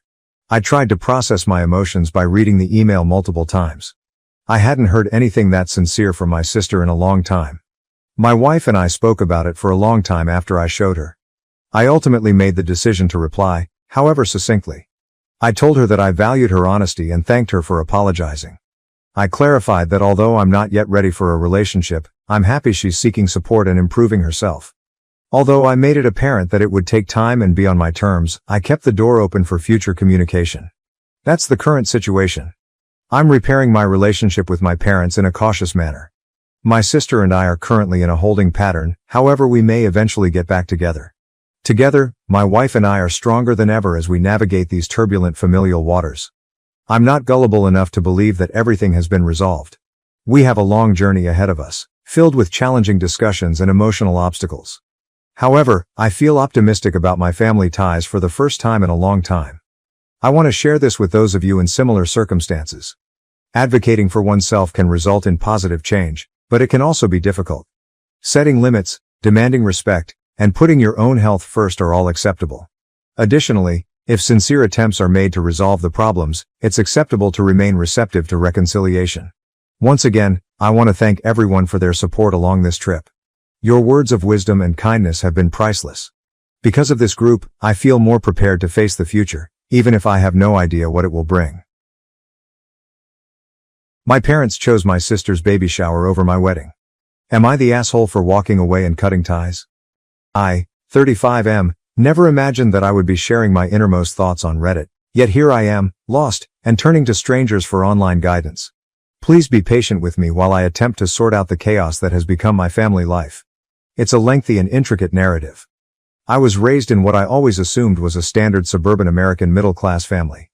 For the first 10 years of our life, my sister, 32F, who is 3 years younger than I am, and I were inseparable. We truly enjoyed each other's company, and our parents encouraged us to be close. For hours, we would construct intricate Lego towns, invent our own coded languages, and defend our backyard fort against fictitious intruders. We laughed a lot, shared secrets, and formed a friendship that I believed would last a lifetime during those formative years. However, things started to alter as we approached adolescence. It was mild at first, so subtle that I was unaware of it. My sister began displaying a new fiercely competitive side, not only for me but also for our parents' approval. I can recall when I first became aware of it. I had just joined the junior varsity baseball team at the age of 14. My parents were preparing a small celebratory supper, and I was ecstatic. My sister unexpectedly revealed that she had been selected to represent her class in a city-wide art competition the morning of the dinner.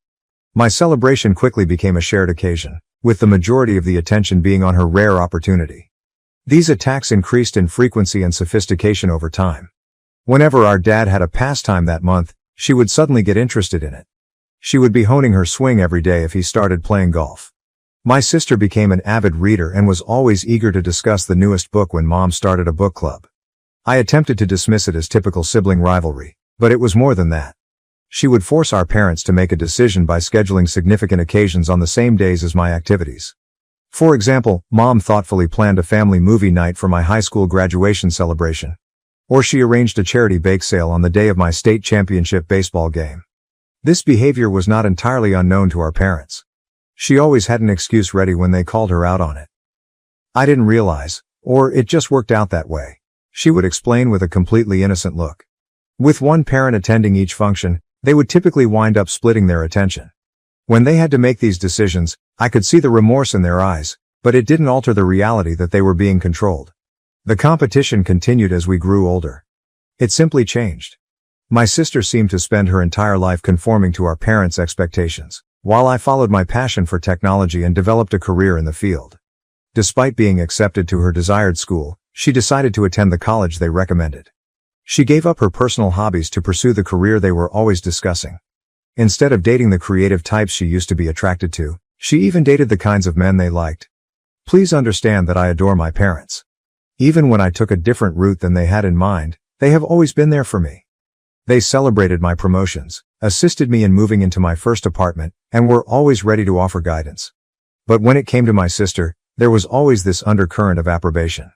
Although they would never express it directly, they were clearly proud of the decisions she made. Their excitement when she called with news was evident, as did the way they would boast about her to their acquaintances. A few years back, while we were both at home for the holidays, I made an attempt to discuss it with my sister. I questioned her about if she was actually content with the decisions she was making and whether this was the life she had always desired. I was shivered by her response. "You don't get it, do you?" With a smile that stopped short of her eyes, she said, "You win like this. You get what you want when you give them what they want. I suppose you've never been excellent at the game, but it's not difficult." I was plagued by that conversation for years. It helped me comprehend that my sister, with whom I had constructed forts and developed coded languages, was no longer with me. Someone I hardly recognized took her place, someone who viewed our familial ties as a contest to be won. Let's fast forward to the present. I've been dating my girlfriend for 5 years, and we are recently engaged, 33F. We became inseparable after meeting at a computer convention and connecting over our love of obscure sci-fi series. She is intelligent, compassionate, and has supported me through all of the family strife. We've developed a life together, and last year I made the proposal. I was so happy that I couldn't wait to tell my relatives about it. My parents' response was, at best, ambivalent when I phoned them first. Naturally, they applauded me, but their enthusiasm was noticeably lacking. The first thing my mother asked was, "Have you told your sister yet?" It hurt, but I dismissed it, blaming the surprise for their muted response. My sister, who had been employed overseas by a big corporation, reported that she had been married in a small ceremony abroad around the same time. We were unable to go because of travel restrictions and the pandemic. I could see the guilt gnawing at our parents, who were horrified that they had missed it. They spoke about how they could make it up to her and planned a late celebration over the course of several hours of video conversations. My sister then revealed yet another shocking fact a few months ago. She was expecting a child and would be returning to the United States for a prolonged stay. For 6 months, she and her husband, 34M, would be living with our parents, working from home, and getting ready for the baby. I was initially pleased for her. She is still my sister despite our complex relationship, and it was exhilarating to consider becoming an uncle. In an attempt to connect with my prospective niece or nephew, I even began to look at onesies with geeky messages. Then, however, things began to deteriorate. My parents appeared disinterested and preoccupied when I attempted to include them in the wedding planning process. The topic of my sister's pregnancy or her impending visit somehow came up in every conversation. They would wind up talking about how they were redoing the guest room for my sister's stay when I called to ask their opinion about venues. They had missed her wedding, after all, so I tried to be empathetic, but it was annoying. I recall one extremely depressing event. Finally, I had located the ideal location for the wedding, a stunning lakefront resort that my fiancé and I adored. My mom and I were on the phone when I enthusiastically described the location and asked if she and Dad would want to join us for a visit. What did she say? "That sounds lovely, honey, but we have a lot going on that weekend. We promised to be there via video call for your sister's first ultrasound." You get it, don't you? Though not in the sense she intended, I did comprehend. I realized that, once more, my sister's life was becoming more important than mine. I realized that even if she was on the other side of the globe, she could still ruin my moments. Last week was the real hit. The day of my wedding coincided with my sister's announcement that she was throwing a baby shower. She gave me the naive expression I was all too familiar with when I confronted her about it. She remarked, her voice brimming with fictitious worry, "Oh, I didn't realize that was your wedding date. However, it's the only day that works for everyone, and I'll be returning to my country shortly after. I take it you can adjust the date. You haven't even sent out invitations yet." However, invitations had been sent out. We had paid many non-refundable deposits, reserved the space, and engaged caterers. Not only was it inconvenient to change the date, but it was now all but impossible. I was enraged. This was my wedding day, the day my fiancé and I had been fantasizing about and planning for months, not just some high school function that she could ruin. I summoned a family meeting right away to resolve this. From the beginning, the family meeting was a complete failure. The tension was evident when we assembled in our parents' living room. Sitting next to me, my fiancé placed a comforting hand on my knee. Our parents occupied the armchairs, appearing uneasy, while my sister and her spouse occupied the opposite couch. I began by outlining the significance of this day for my fiancé and me, how we had been preparing for months, and how upset we were that my sister had chosen the same day for her baby shower. I outlined every realistic reason why we couldn't alter the date, including the out-of-town guests who had already booked their trips, the deposits, and the invites. My sister's countenance changed as I was speaking. The phony innocence had vanished, and in its stead came a calculating expression that I was all too familiar with. She began her counter-argument as soon as I was done. Her voice trembled a little as she started. "I understand you're upset, a performance I had seen many times before. However, you must comprehend my stance. Being abroad has caused me to miss a great deal of family time. Before the baby is born, this may be my only opportunity to rejoice with everyone. Furthermore, a baby is a far bigger event than a wedding, let's face it. Another wedding is always an option, but this is my first child." Her audacity surprised me into silence. I could feel my fiancé shaking with rage next to me as she squeezed my hand. My sister went on, addressing our parents. "You missed my wedding, Mom and Dad. Will you also be absent at my baby shower? Particularly since it might be your only opportunity to join me in celebrating before the baby is born." I turned to my parents in the vain hope that they would see her deceit. However, as soon as I saw their faces, I knew they would support her once more. My father was the first to speak, his tone tentative. "We understand the significance of your wedding, son, but your sister raises some valid arguments. We don't know when we'll all be together again because she's leaving soon.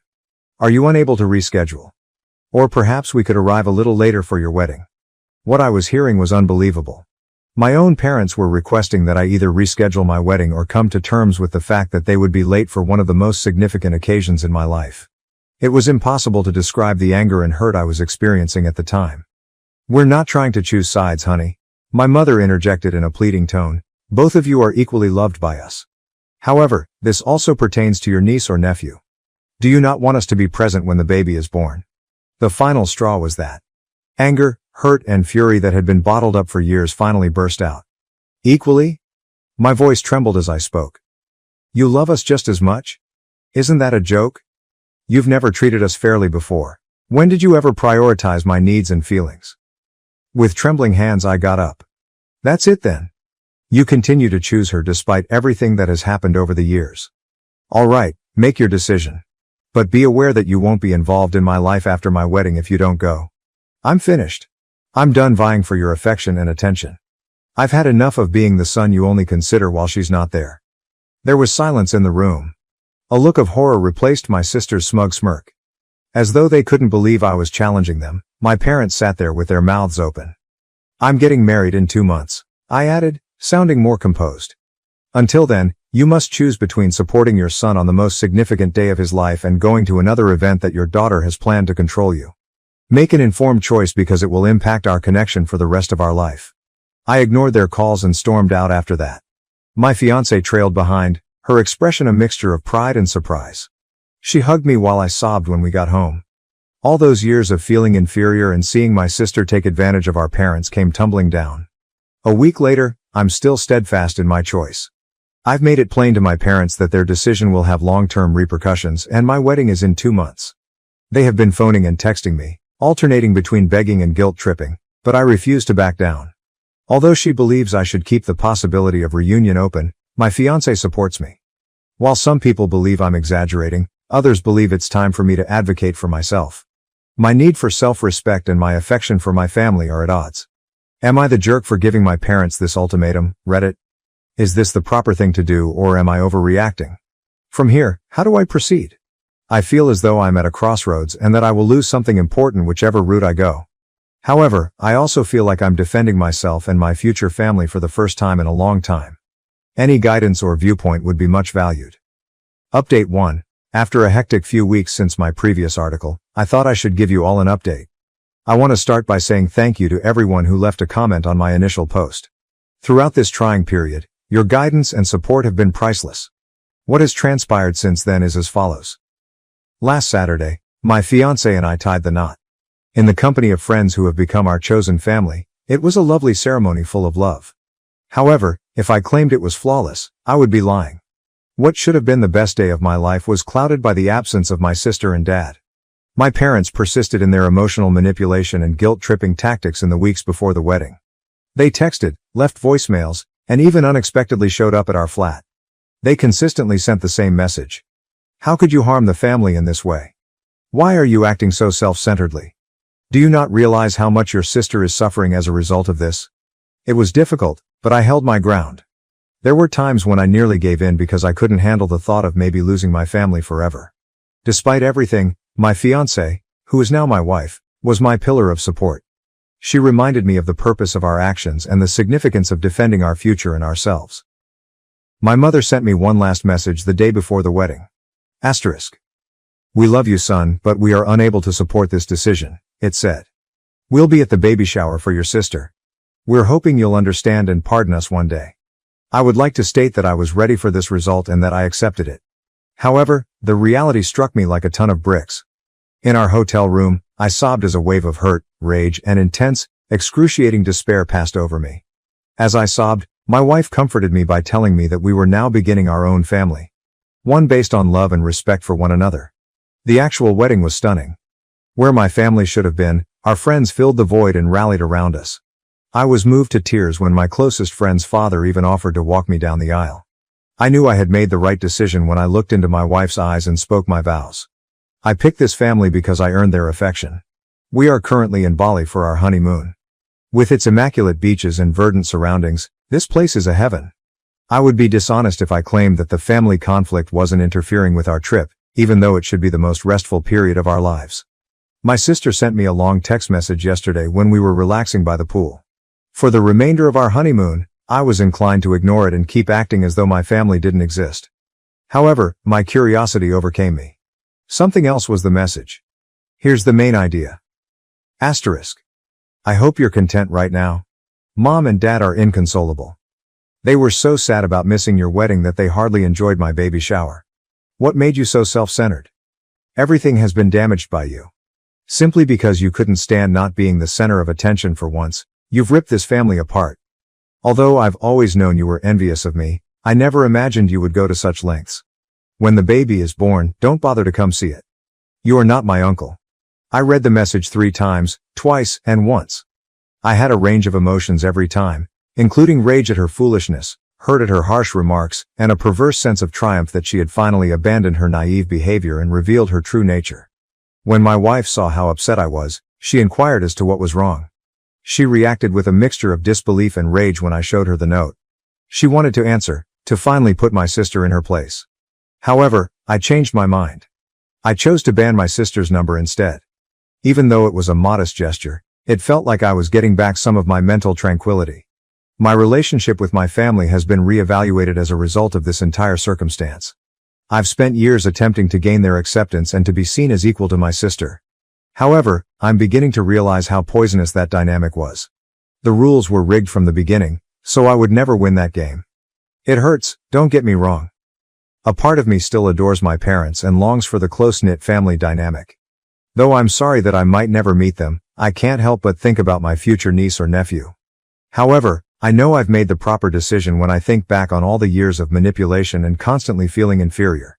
My spouse and I have been discussing family a lot, including what it means to us and how we wish to define it. We've made the decision to raise our kids in the kind, encouraging atmosphere I always wanted as a child. We will not put children against one another, but rather appreciate their individuality. We'll be there for both the major and minor events. I'm not sure what the future holds for my sister and parents. Reconciliation is something I want to keep open, but only if there are significant, genuine improvements. Pretending everything is fine while ignoring the fundamental problems is not something I can return to. They would have to own their wrongdoing, accept accountability and demonstrate a sincere wish to improve. To be honest, I don't think they can do that. Right now my wife and the life we're creating together are my new family. We're discussing establishing our own holiday customs and fostering a loving, respectful environment at home. It feels appropriate, but it's also a little frightening. I would say this to anyone who could be in a similar circumstance and unsure about whether to confront toxic family members. It's difficult, but it's worthwhile. Your happiness, your self-respect and your peace of mind are all valuable. Even if they are relatives, don't give them up for individuals who don't genuinely appreciate you. For the first time in a long time, I feel hopeful, even though I have no idea what the future contains. More valuable than any familial approval is the life I'm creating on my own terms with a spouse who values and supports me. Again, I want to thank Reddit for all of your help and guidance. You don't realize how much it means. I'm going to concentrate on enjoying my honeymoon and looking forward to the future for the time being, but I'll provide another update if anything noteworthy happens. Update 2. Since my last update, which was approximately 3 months ago, a lot has transpired. I want to express my gratitude to everyone for their ongoing guidance and support. During this trying time, your words have given me strength. Approximately 2.5 months ago, my wife and I returned from our honeymoon. It was more difficult than we thought to return to real life. It was simple to turn my family's presence out of my mind when we were abroad. However, everything came flooding back when we were at home and surrounded by mementos of our lives before the wedding turmoil. My family made their first attempt to get in touch with me around 2 weeks after we returned. My dad texted me, saying, "We miss you, son. Can we have a conversation?" My wife and I debated how to react for hours after I showed her the note. There was a part of me that wanted to ignore it and stick to our no-contact rule. But there was another side that longed for reconciliation, a part I believed I had buried. We ultimately chose to react, albeit tentatively. Halfway between our houses, we decided to meet at a calm cafe as a neutral venue. Despite my wife's offer to accompany me, I chose to attend this initial meeting by myself. Without any protection, I had to confront my parents. I was quite nervous on the day of the meeting. My folks were already seated at a corner table when I entered the cafe. In other ways, they appeared older and more worn out. My dad's shoulders were hunched, and my mom's eyes had crimson rims. We slipped into an uneasy silence as I sat down. My mother was the first to speak. When she continued, "We've missed you so much," her voice broke. We know we made a terrible mistake. We've had a lot of time to think about our actions, son," my dad said, nodding. "We now understand how unjust we have been to you for years, not only during the wedding." As they opened their hearts to me, I listened. They discussed how they had always found it difficult to divide their attention between my sister and me and how they had gotten caught up in the habit of overcompensating for her demanding personality. They acknowledged that they had been oblivious to her tactics and had consistently justified her actions. My father remarked, "We believed we were being fair. However, we now realize that we were anything but. We caused you great pain by allowing your sister to control the dynamics of our household. We sincerely apologize, son." Although I was grateful for their apologies, a few words cannot erase years of suffering and animosity. I answered, "I hear you," in a firm voice. "And thank you for apologizing, but I must make it clear to you that there is no quick fix for this. One of the most significant days of my life was missed by you. As you have done for years, you put my sister's desires ahead of your own. I can't simply forget about that." They gave a sympathetic but painful nod. We spoke for hours. In an attempt to better understand their own behavior and how it had impacted our family dynamics, they told me they had been attending a family therapist. They discussed what they had learned about their parenting approach and how it had fueled my sister and my rivalry. They acknowledged that things hadn't gone as planned at my sister's baby shower. She had apparently complained about my ruining her special day by getting married on the same day for the majority of the ceremony. They had been aware of her tendency toward selfishness as a result of her actions. "We've started setting boundaries with her," my father wrote. "She's not handling it well, and it's not easy. However, we now acknowledge that we have tolerated her behavior for far too long." By the end of our meeting, I felt as though healing was conceivable, though not quite. I committed to keeping in contact with them and making modest efforts to mend our connection. We agreed that my wife would be involved in our conversations and scheduled monthly dinners and weekly phone talks. Regarding my sister, she sent me an email a week following our meeting with our parents. This was the subject line, "I apologize." To put it mildly, I was dubious. I wasn't sure I wanted to hear anything she had to say after her harsh texts on our honeymoon. However, my curiosity overcame me and I clicked on the email. It was unexpected. She wrote, "Brother, I have a significant apology to make to you. For years, I have been egotistical, cunning, and plain mean to you. I constantly reminded myself that I was only playing the game and doing what I had to do to advance.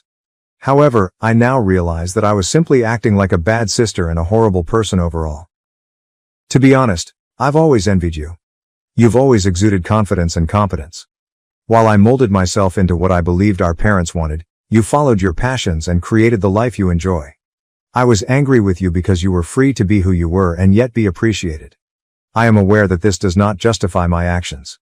There is no justification for the way I have treated you, particularly during your wedding. I gravely damaged you by allowing my hatred and jealousy to impair my judgment. I'm currently attempting to resolve my problems in treatment. I'm coming to accept accountability for my deeds and to cease attributing my own failures to other people. I don't think I deserve forgiveness, so I don't expect it. However, I wanted to express my sincere apologies for everything.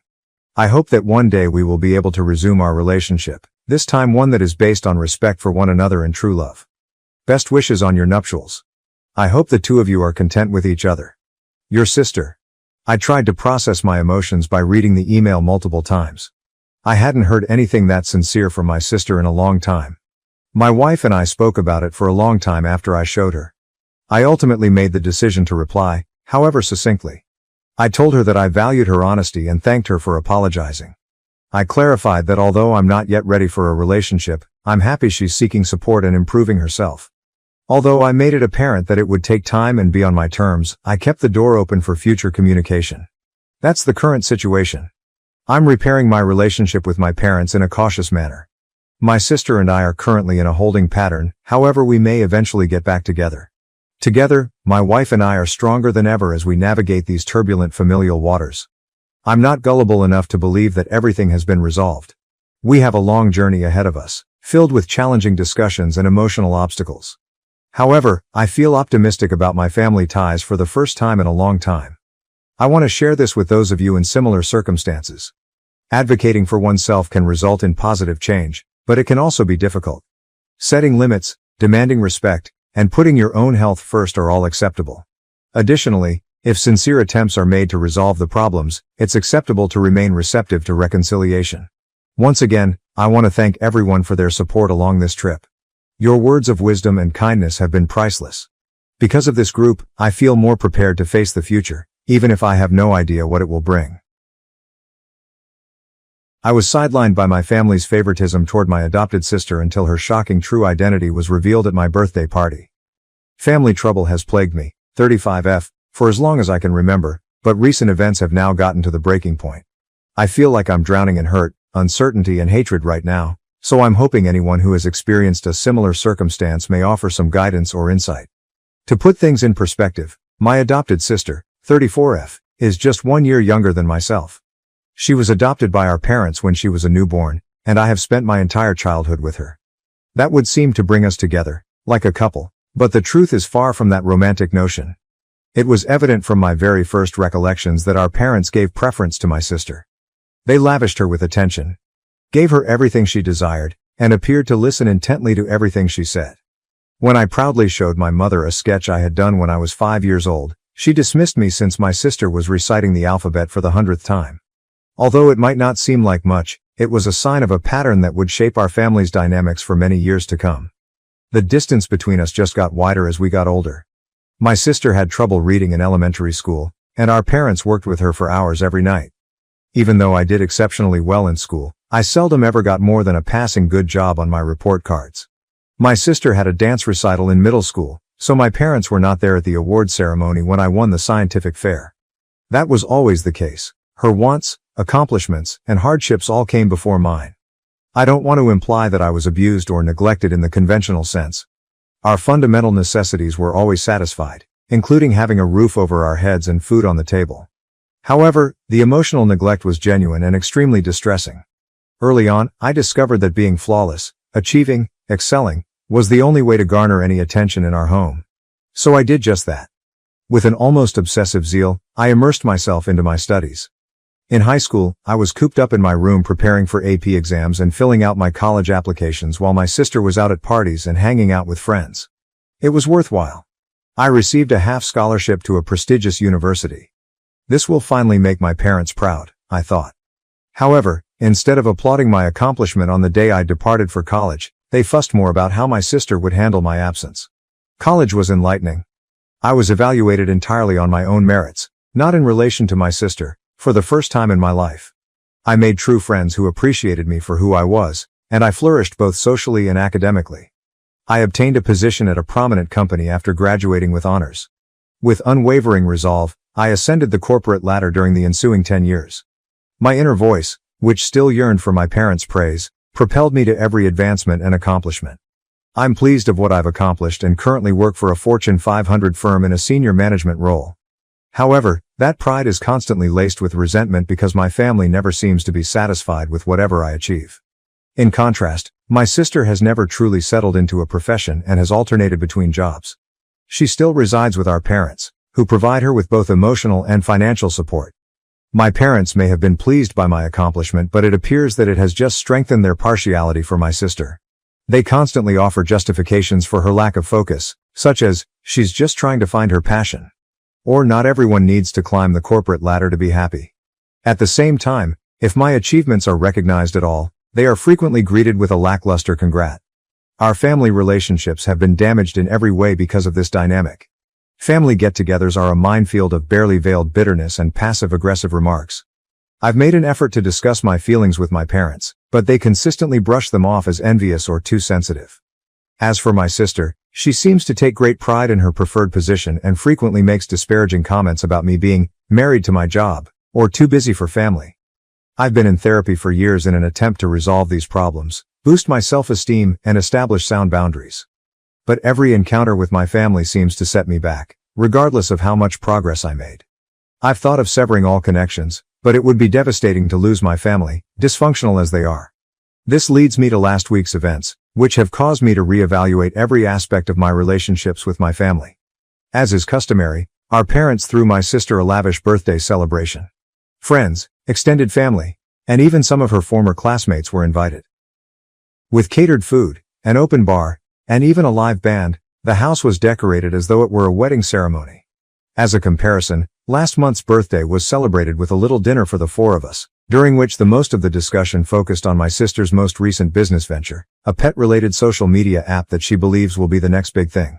After approximately 2 minutes, my parents' eyes drifted away as I attempted to discuss a significant project I'm overseeing at work. I made an effort to blend in at the party. I tried my best to encourage my sister on her special day by interacting with family members in a courteous manner and striking up little conversations. However, as the evening went on, I sensed the old bitterness rising within me. It wasn't just the extravagant celebration. It was also the way our parents showered her with praise, how family members inquired about her life while hardly noticing mine, and how she absorbed all the attention as if it were her natural inheritance. In an attempt to calm the anxiety attack I could see coming on, I found myself withdrawing to a corner and drinking a glass of wine. When she saw how upset I was, a cousin came to see how I was doing. With sincere concern in her voice, she inquired, "Are you okay?" For the first time that evening, someone had taken the effort to inquire about my well-being. I started to reply, but my sister's voice broke through the throng before I could. She raised her voice and tapped her glass with a spoon, saying, "Attention everyone. I'd like to make a toast." As everyone's attention was drawn to my sister, the room became quiet. She was a little shaky on her feet, and her cheeks were flushed, which indicated that she had consumed a significant amount of alcohol. As she began her address, she was still able to put on a convincing smile. Initially, it appeared to be a standard birthday greeting. She toasted our parents for their love and support, thanked everyone for attending, and conveyed her appreciation for the celebration. Her tone then shifted and I got a shiver down my back. She said, "I'm especially grateful to Mom and Dad," with a tone of voice that I had never heard before. I've always received greater treatment from them than their own daughter. Just take a peek at this celebration. When was the last time they threw my sister a party like this? As everyone in the room turned to stare at me, I felt my face heat up. But my sister wasn't finished. "But I guess that's because I've always been the better daughter," she added, sounding a little slurred by the champagne. "Yes, my sister has a nice career and makes a lot of money, but who do Mom and Dad truly love in the end? Who makes their life happier? It's not the icy, work-driven automaton who hardly has time for family." I couldn't believe what I was hearing and was still. With the exception of a few painful coughs and my sister's voice, which seemed to get louder by the second, the room had become eerily quiet. She said, "You know, it's funny," with a tiny wobble. Everyone constantly praised my sister's intelligence and her potential for success, but look at us now. I'm here with family and friends who genuinely care about me, while she's by herself, married to her job. I turned to our parents in the hopes that they would intervene and put an end to this vicious act. However, they only sat there, appearing uneasy and doing nothing to stop it. I had never felt more alone in my life than I did at that precise time. My sister continued to babble, criticizing every element of my life, including my appearance, the fact that I didn't have a romantic partner, and even the suggestion that I succeeded in my work by sleeping my way to the top. I felt myself getting smaller with every word, years of repressed hurt and rage threatening to blow up. My aunt, our mother's sister, stepped up just as I was about to burst into tears and thought I could take no more. She had a determined and angry expression on her face. I was standing when she approached and gave me an envelope. Her voice broke the tension in the room as she stated, "Don't open this until I'm done talking." Her eyes were flaming as she turned to face the throng. The scene that followed resembled a scene from a soap opera. According to my aunt, my sister wasn't taken from a foster home. She was her biological daughter. It seems that my aunt wasn't prepared to become a mother when she became pregnant suddenly in her early 20s. She requested my parents to adopt the child instead of ending the pregnancy. My aunt continued, "I thought I was doing the right thing," her voice trembling with passion. "I believed that my sister and her husband would provide a better life for my child. I believed she would develop into a nice, caring person who was appreciative of her life. However, instead." She turned to face my sister, who had turned completely white. "Instead, you've developed into a conceited, self-centered brat who believes it's acceptable to make fun of her sister in public. I've watched this familial dynamic unfold for years, and I can no longer keep quiet about it." Chaos broke out in the room. Screaming, my sister demanded to know whether it was true. Our parents were shooting daggers at my aunt while attempting to soothe her. Family members were pointing and muttering. And me? I felt as though the earth had vanished from beneath me as I stood there, gripping the envelope. Once more, my aunt's voice broke through the cacophony. My aunt expressed her dismay, saying, "I always thought that if my daughter was being raised by my sister, she would grow up to be a wonderful person. But obviously, I was mistaken. No good person would ever attempt to make their sister look as bad as you just did." Then, turning to face me, she instructed me to open the packet. There was a blank check inside. My aunt told me to fill in whatever amount you want.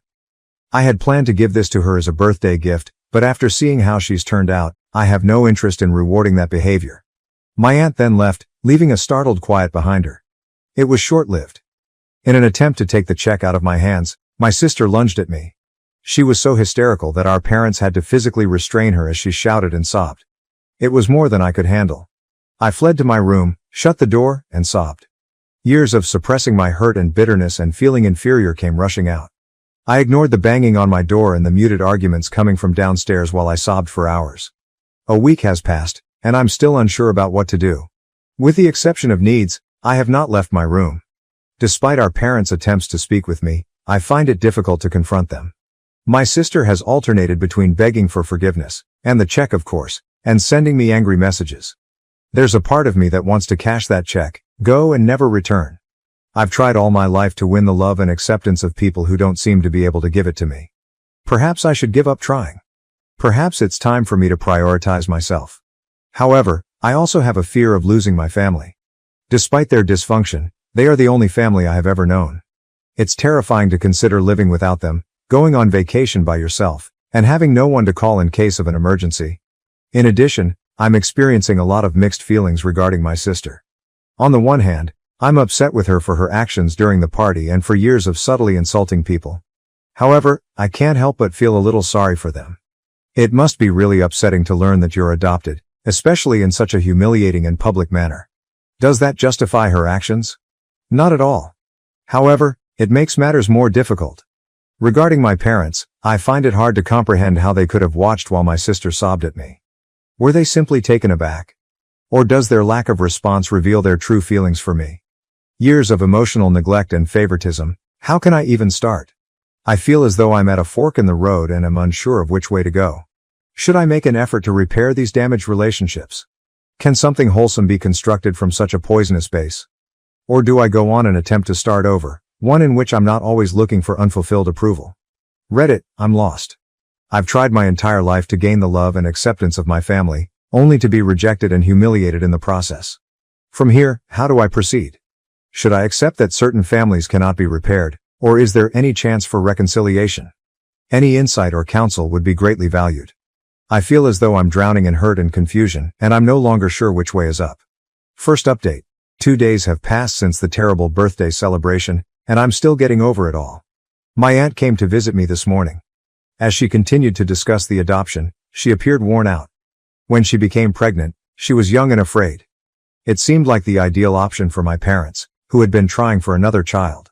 To keep everyone safe, they decided to keep it a secret. For years, she had been accumulating money with the intention of transferring it to my sister when she was ready to be self-sufficient. She came to the realization that I was more deserving after the party.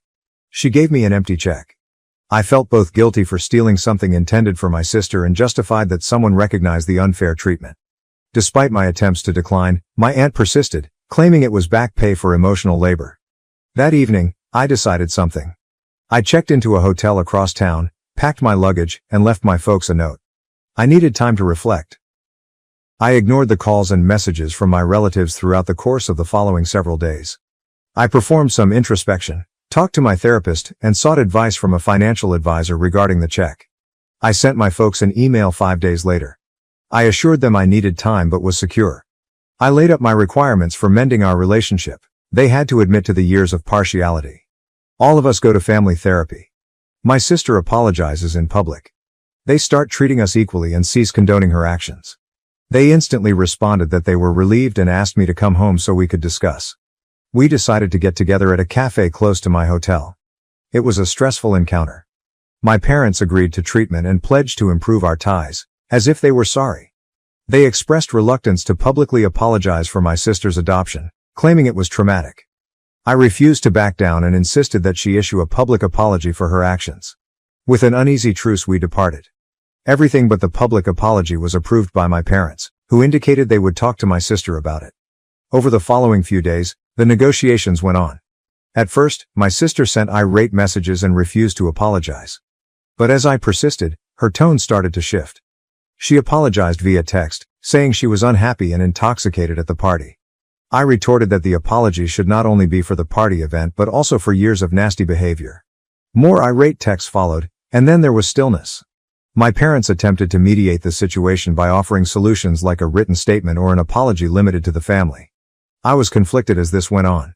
There was a part of me that wanted to be forceful and insist on the respect I so well earned.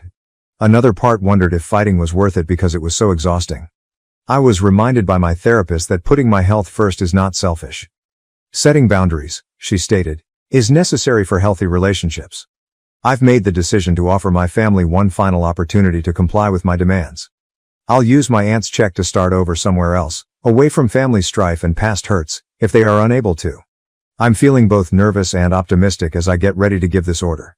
Whatever occurs will influence my life and relationships in the future. I'm hoping I'm making the correct decision. I will update you. I appreciate everyone's support. Knowing that I'm not fighting this battle alone is reassuring. Second update. Since my last update, which was a week ago, things have drastically changed. I've made the decision to revoke the terms I established for reconciliation, but not for the reasons you may expect. After arguing with my family for days, I came to the conclusion that their attempts at compromise were more about minimizing the harm than showing sincere regret. Increasingly manipulative, my sister's apology texts alternated between gaslighting and guilt-tripping. "You're tearing this family apart," she'd write, and then, "I don't even remember what I said at the party. Are you sure you're not exaggerating?" In the meantime, my parents persisted in trying to reach a solution that seemed to ignore the true problems rather than deal with them. They objected to the concept of admitting their part in creating this unhealthy relationship and instead proposed a private family gathering where my sister would provide an apology. I started to lose sleep, check my phone frequently, and get nervous whenever it buzzed as the pressure increased. It became evident that my mental health was suffering as a result of this negotiation.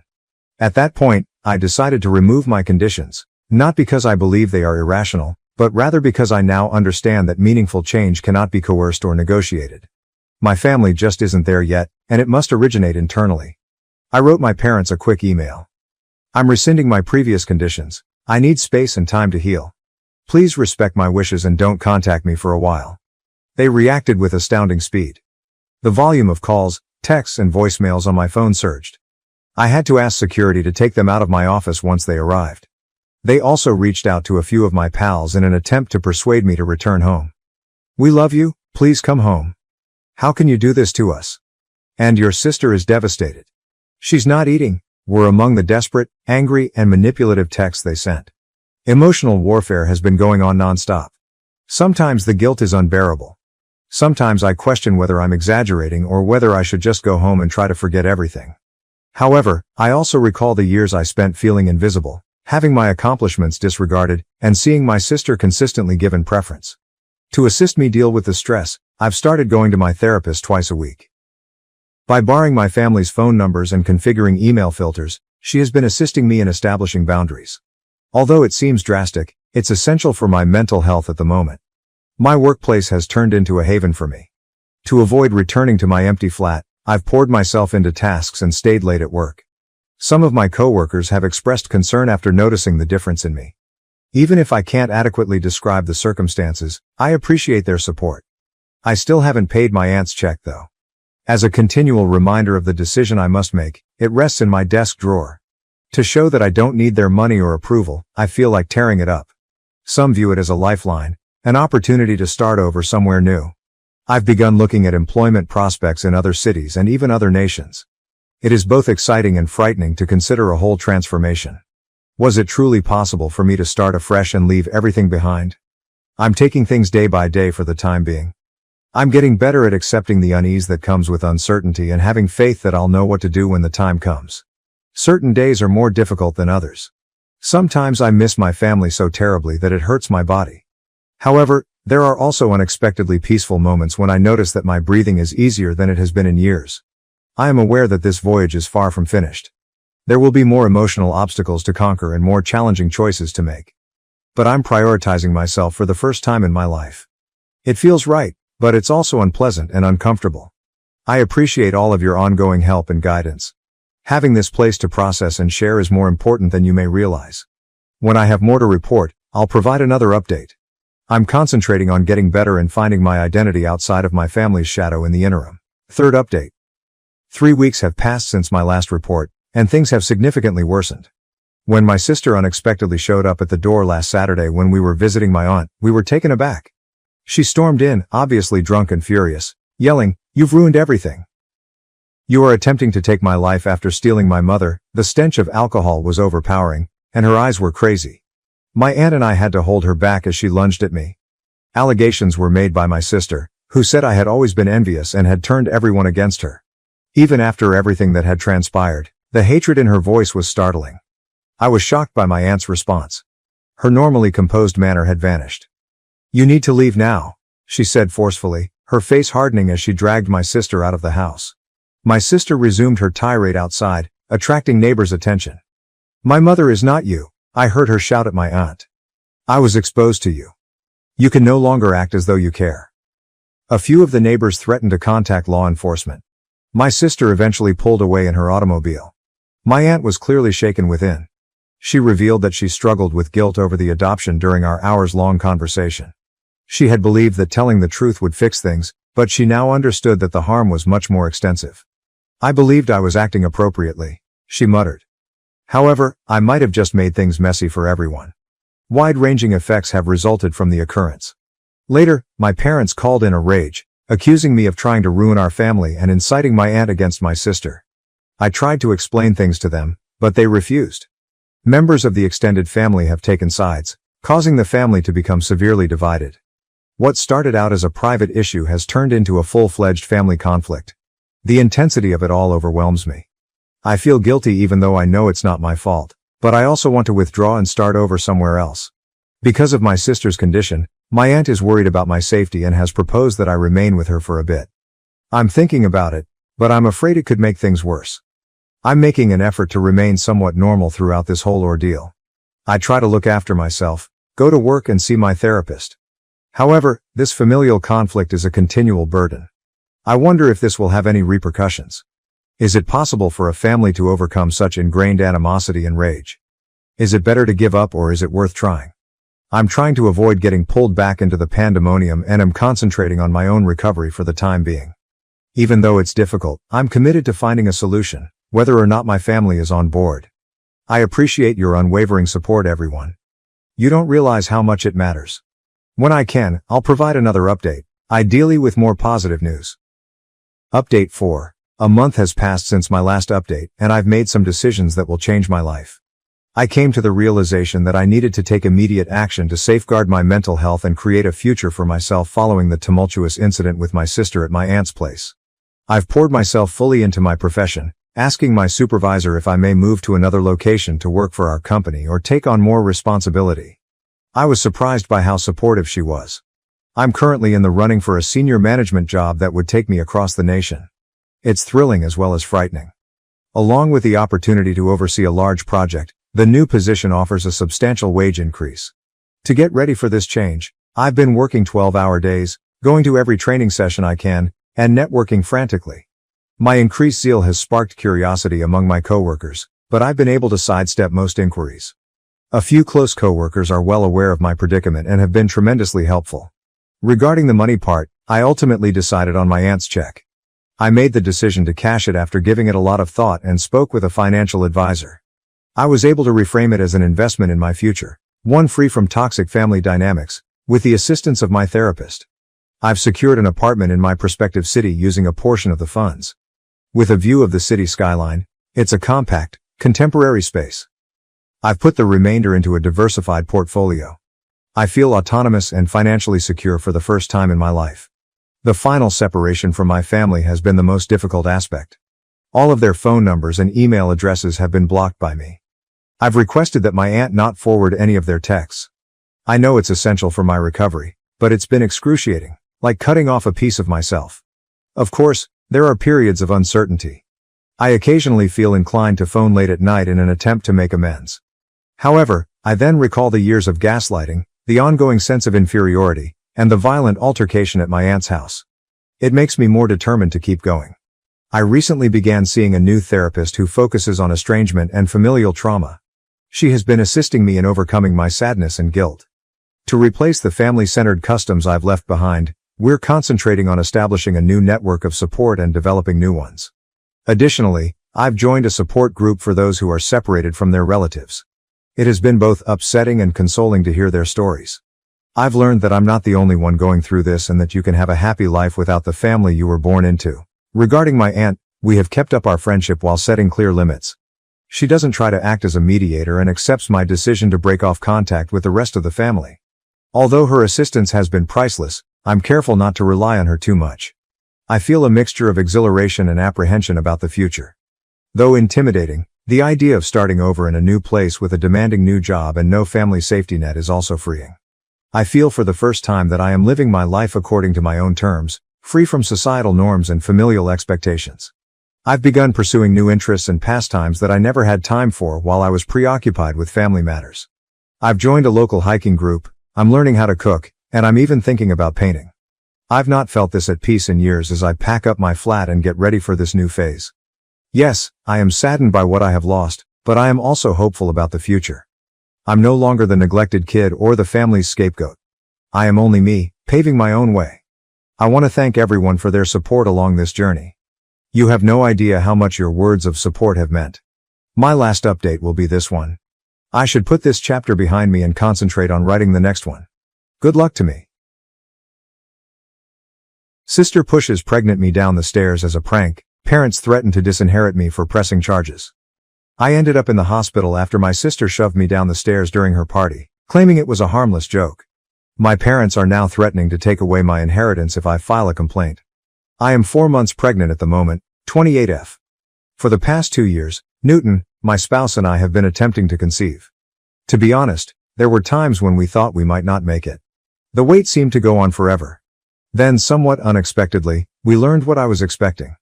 Given all of the challenges we've faced thus far, this pregnancy holds immense significance for us. The fact that we will soon be welcoming our first child into the world makes us incredibly happy.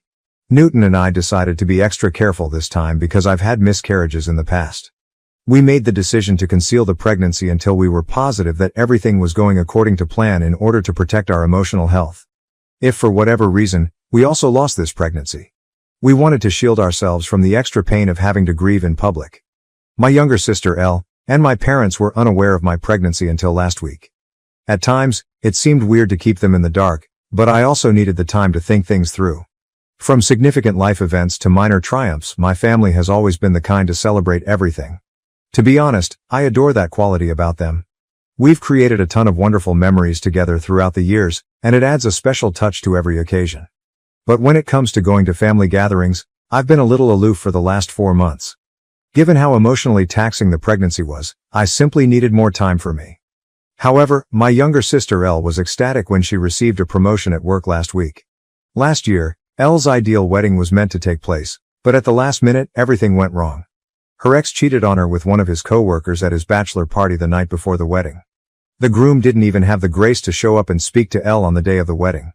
Rather, one of his buddies arrived to break the heartbreaking news that he had made the decision to completely cancel his participation in the wedding. The entire scenario was really embarrassing, and our entire family was startled. It was meant to be one of the most joyful days of her life, and we had spent a lot of time getting ready for it. Elle was heartbroken. All of her hopes and excitement for her future with this man had been dashed in such a public and harsh manner. Elle immersed herself into her career after that. She used it as a coping mechanism to keep herself occupied and diverted from the pain. Although she has always been driven and ambitious, her commitment to her work increased significantly following the wedding disaster. Therefore, her recent promotion marked a significant turning point in her career and personal life. She virtually pleaded with me to come since she wanted to celebrate the occasion with a party. I could tell she truly missed having me around when she said she hadn't seen me in a long time. Additionally, I was being urged to attend by my parents, who kept urging me to do so and expressing how much it would mean to her. Given that I hadn't attended the last few family get-togethers, I really didn't want to let her down. I therefore at last consented. However, I didn't want to detract from Elle's accomplishment on her special night by being obviously pregnant and taking away the emphasis. The last thing I wanted was that. I didn't want to detract from her moment. I wanted her to experience it. But it was becoming more and more difficult to conceal as the baby bump grew. For one night though, I believed I could handle it. In order to hide my tummy, I wore a long flowing dress. I even went so far as to apply shapewear to reduce the bump as much as possible. I was determined to keep Elle and her promotion front and center. Everything appeared to be proceeding as planned when I arrived at Elle's party. I felt a little more at ease knowing that my attempts to conceal my pregnancy were successful because no one had any suspicions. When my mother saw that my arms and cheeks appeared somewhat plumper than normal, she did say anything. However, I had already considered how to respond to such circumstances, so I swiftly responded with a joke that I had simply been eating a lot lately. To be honest, I was relieved that they were less likely to detect the truth about my pregnancy and more likely to believe that I was simply putting on weight. For now, that seemed like the safer course of action. As the evening wore on, I became more and more aware of how uncomfortable I was. The celebration seemed to go on forever, and I'm not used to staying up late anymore. Newton, my husband, arrived at the party right from work and was enjoying himself. I was grateful that he continued to periodically check in with me to make sure I was doing okay. Elle and the rest of my family were having a great time in the meantime. They were having a great time dancing in the backyard and doing shots. Seeing Elle so joyful and carefree, especially after everything she's been through, made me glad. However, I began to feel nauseous, most likely due to the heat of the evening and all the greasy food. I slipped inside and found a peaceful seat on the couch after deciding I needed to escape the boisterous dancing and loud music. At that moment, my only true desire was to get home, raise my feet, possibly massage my legs, get into bed and read on my Kindle for a little while. I briefly closed my eyes in an attempt to relax and collect myself. My Aunt Mia sat down beside me at that moment, waking me up. I had fallen asleep without even realizing it. Without providing a reason, I shook my head when she offered me a glass of wine. She went on to say that I looked pregnant and that my face was nearly glowing the entire evening. I froze, unsure of how to respond. Aunt Mia is no fool, so I tried to shrug it off, avoiding eye contact and feeling uncomfortable. She asked me directly, "Are you really pregnant?" as her eyes widened in shock. Despite my inner panic, I made an effort to remain calm. In an attempt to divert her attention, I shook my head, but Aunt Mia put her hands on my stomach and her eyes brightened with total conviction. "Oh my God, darling, you are pregnant," she cried. She chuckled and drew me into an embrace. I was a little alarmed and practically begged her not to tell anyone just yet because I didn't think the time was perfect to make the announcement. However, Aunt Mia dismissed my worries. She reminded me that everyone had been eagerly anticipating this time, hoping that I would become pregnant, and demanded that the family should be informed of this wonderful news. Aunt Mia smiled at me, held my face in her hands, and reminded me that it was a family night even though I told her it was Elle's night. She told me not to overthink it and that because everyone had come together it was the ideal moment to share. Everyone was still dancing and partying when Aunt Mia got up and went outside before I could stop her. As I saw her, my heart fell. Aunt Mia captured everyone's interest with all the zeal in the world. Without wasting a beat, she pointed at me and told everyone that I was pregnant after telling them she had some important news to deliver. There was a moment of stillness while everyone processed Aunt Mia's words. Then everyone in the party burst out. My relatives hurried over to me, around me with congratulations, shouts and hugs. They were ecstatic, giving me a tight hug while crying and expressing their excitement for Newton and me. They were naturally thrilled to hear the news because they were all aware of my past miscarriages. My parents were so emotional that they were crying. In celebration of this new chapter in our lives, many congratulated Newton and gave him hugs as well. I definitely didn't want to reveal my pregnancy in this way. I had imagined a more private, intimate event, something modest and unique, something I could share with my family when I was ready. At a gathering that was supposed to be all about Elle, I had instead been dragged into the spotlight. I saw her standing off to the side at that point, smiling as best she could but obviously feeling uncomfortable. She avoided making eye contact with me and wasn't participating in the festivities. I was overcome with remorse because I had worked so hard to stay out of situations like these. I approached her and apologized for Aunt Mia's disclosure of my pregnancy. Elle inhaled deeply and inquired as to why I hadn't before disclosed my pregnancy. I clarified that I had intended to make the announcement a few weeks later, when I was more at ease and prepared to do so. She pursed her lips, shook her head and murmured, "Whatever. I suppose your request was granted." I was surprised by her response, and her comments hurt. I attempted to reason with her, But Elle didn't seem interested in having a conversation. She moved away after taking a sip of her wine and stopped focusing on me. Overwhelming advice from friends and family on being a first-time parent consumed the remainder of the evening. Everyone appeared excited to share their experiences and advice. Elle, meantime, continued to glare at me from the other side of the room as though I was somehow to blame for everything. I felt much more guilty and uneasy after her response. I had an overwhelming want to go to the bathroom at one point. I stood up and went to the guest bathroom, but it was completely packed. I went upstairs to use the restroom in the main bedroom because I felt like my bladder was going to explode. I went to the bathroom to relieve myself, and when I came out, Elle was waiting for me outside.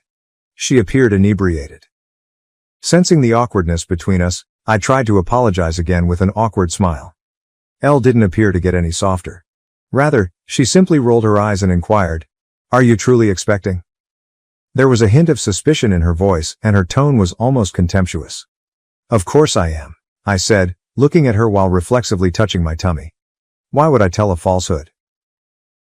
Went on to add that everything was extremely strange, particularly since I hadn't even told our mother, with whom I often spoke daily, that I was pregnant. I was becoming annoyed by her incessant interrogation. I attempted to reiterate my justifications in the hopes that she would realize that I had made the decision to keep it a secret.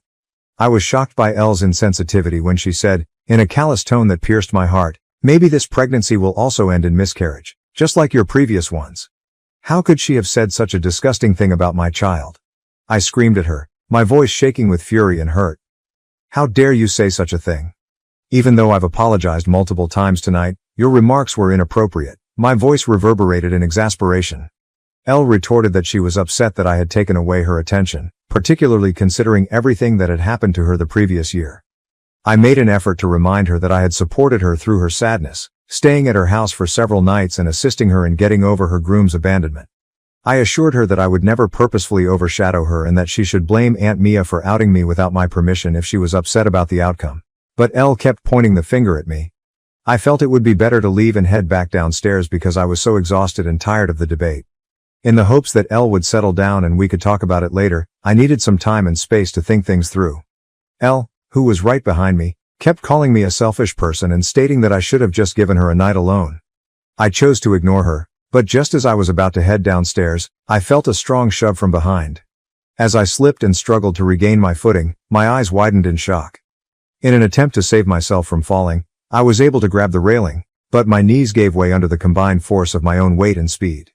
I ended myself sliding headfirst down the steps after losing my footing. My instincts took control in an instant. Desperate to protect my baby from the impact, I covered my stomach with my hands. My wrists felt the entire force of my fall as my body crashed down the stairs. It was a nasty fall. A quick, searing pain shot through my hands, and I heard an explosive shatter. The agony was sudden and intense. I lay collapsed on the stairs and screamed in pain. As I struggled with the unbearable pain in my wrists, my surroundings became hazy, but my top priorities were my son and if the fall had hurt him in any way. The rest of the family soon saw the chaos caused by my fall and my calls for assistance. With worried and alarmed expressions on their faces, they hurried over in a frenzy. Chaos broke out in the room as everyone sought to comprehend what had just transpired. Newton, my husband, grabbed me up right away and carried me downstairs. I continued saying that Elle had shoved me down the stairs since I was in so much pain. Everyone appeared astonished. Everyone's attention was drawn to Elle, who stood behind me, silent and with a guilty expression. She was confronted by my husband, who yelled at her for pushing a pregnant woman down the stairs. Clearly upset, my mother hurried up to Elle, shaking her shoulders and asking if she had indeed shoved me. Elle cried and nodded in agreement, her face hot and distraught. My mother was deeply affected by the realization. Elle then started crying excessively while embracing my mother and accusing her of being intoxicated and acting recklessly. I was in so much pain and shock that I was beginning to pass out. I could hear Newton frantically phoning 911 to summon an ambulance through the fog. I could just make out the worried faces around me as my vision became blurry. After then, everything was a haze of sirens, chaos, and frenzied activity. I ended up in a hospital room when I eventually came to. Newton appeared worn out as he slept in a chair next to my bed. My throat was dry and parched, so I gently woke him up and asked for some water. I asked him what had transpired following the fall as he assisted me in drinking the water. Newton described how the pain had caused me to lose consciousness and how I had needed emergency care for wrist fractures. I would have to wear the cast that doctors had put on me for the next 4 to 6 weeks while my bones healed. I then inquired about the baby. Newton told me that our child was safe after the physician's examination. I felt a wave of relief. Knowing that our baby will be all right made me happy. The anarchy that had developed following the disaster was then explained to me by Newton. Elle's family was so upset with her that they attempted to have her arrested. But the cops had only been able to get statements from the witnesses because I was unconscious. Before they could file any charges, they still needed my formal statement. Newton grasped my hands and emphasized the need for me to report my sister's behavior and put aside my feelings for her. He was adamant, saying that, considering my condition, there was no excuse for her to shove me down the steps. Still in shock, I shook my head. It was nearly impossible for me to comprehend how Elle could have done something so damaging. Although my wrists hurt physically, I could not handle the emotional toll of knowing that my own sister was capable of such harmful behavior. I wanted to talk to Elle first, I told Newton. I had to know what had made her do such horrible things. In order to get an explanation or at least an apology, I needed to speak with her directly. Newton gave me his phone and dialed her number. I asked my sister directly why she had done what she had done when she responded. Elle let out a long sigh, as though the words were hard to release, and then he opened up. In a bitter tone she uttered, "To be honest, I'm just so sick of you being the center of attention in our family. You have a husband now. You're pregnant. You get to have everything in your life. But last night was supposed to be my night, only. Yet, as usual, you showed up with your pregnancy announcement and hogged all the attention." After a little silence, she spoke again in a defensive tone. "And pushing you down the stairs, that was just a harmless prank. I didn't even think you were really pregnant at first. I didn't mean for it to be such a big deal." Her remarks were painful and disturbing. It was unbelievable to me that she would put my life in jeopardy by pushing me down the stairs because she didn't want to trust me. Before I could respond, Elle added, "I've been through a lot with my failed engagement, and for you to just show up and rub your happiness in my face was just too much. Next time, I'm sure you'll think twice before trying to overshadow me again." Her answer left me in a state of shock. She was essentially blaming me for her actions and showed no remorse at all. She hadn't even shown regret once. Elle handed the phone to my mother, who had been listening on the other end, and she inquired about my well-being. I was unaware that my sister and my parents were still present. I informed her that I had suffered a fracture to my wrist but that both I and my infant were doing well. After the party, my mom told me that she, Dad and Elle had spent the entire night at Elle's house because they were all concerned about me. I sneered and said that instead of staying with my sister, they might have waited for me at the hospital if they were that concerned. My mom went on to say that she and Dad had been speaking with Elle and that they both thought she hadn't been feeling well since last night. Despite what other people were telling me, she insisted that I not report my sister to the police because it was only a foolish drunken error. I was taken aback by my mother's request. In an attempt to understand the situation, I questioned, "Why are you defending Elle when she hasn't even apologized to me?" With a heavy sigh, my mother said that Elle was currently dealing with a lot of difficulties. She said that Elle had been crying uncontrollably and that I had made her feel ashamed in front of everyone. I reminded my mother that they should first address the fact that Elle had shoved me down the stairs, which was the true problem. My mother began stressing that family is family, and that disputes like these occasionally occurred amongst sisters. Although it was true that Elle had never done anything like this before, she pointed out that this did not justify her current actions.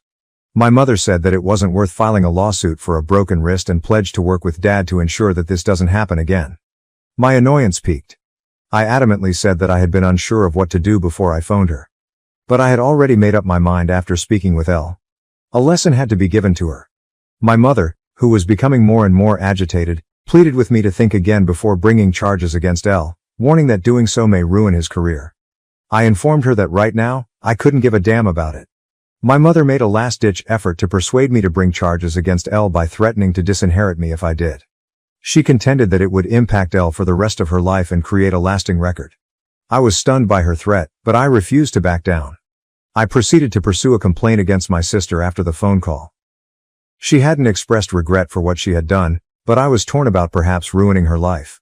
Update 1. I wanted to let you know that my sister was eventually taken into custody. Despite the constant calls from my parents, my spouse and I have turned off our phones. Newton is furious that my parents appear to be giving preference to my sister over me. Newton's family and other family members have contacted him in the interim to show their concern and support. Everyone agrees that it was the correct thing to charge my sister. I'm much more concerned about my baby's safety now that I've read some of your remarks. I'm worried that Elle could endanger my unborn child in the future if she were able to shove me down the stairs. In order to prevent her from ever coming near me or my family again, I want to obtain a restraining order against her. Update 2. Hi there, other Redditors. My sister, who was previously accused of assault, was just sentenced since I provided an update last month. My parents paid for her attorney, who was quite good and made a compelling argument. She was placed on probation because it was her first infraction. The judge mandated that Elle pay for my medical expenses, participate in 6 months of required psychotherapy, and meet with a probation officer on a regular basis. After the criticism they've been getting from the rest of the family, my parents are still very angry with me but are too scared to address me. My parents urged me to protect Elle by not pursuing charges against her, and I have freely acknowledged this to everyone. My parents have received reprimands from relatives on both mine and my husband's sides. No one believes that Elle's mental health issues are a good enough reason for what she did to me, despite my parents' continued insistence on it. In order for Elle to recover, I sincerely hope that my parents will take her to visit a doctor. I've requested a restraining order after the sentencing to make sure she can't ever again come near my family or me. I honestly don't know how to respond to people who question if my sister was always kind to me when we were growing up or if perhaps I missed certain clues.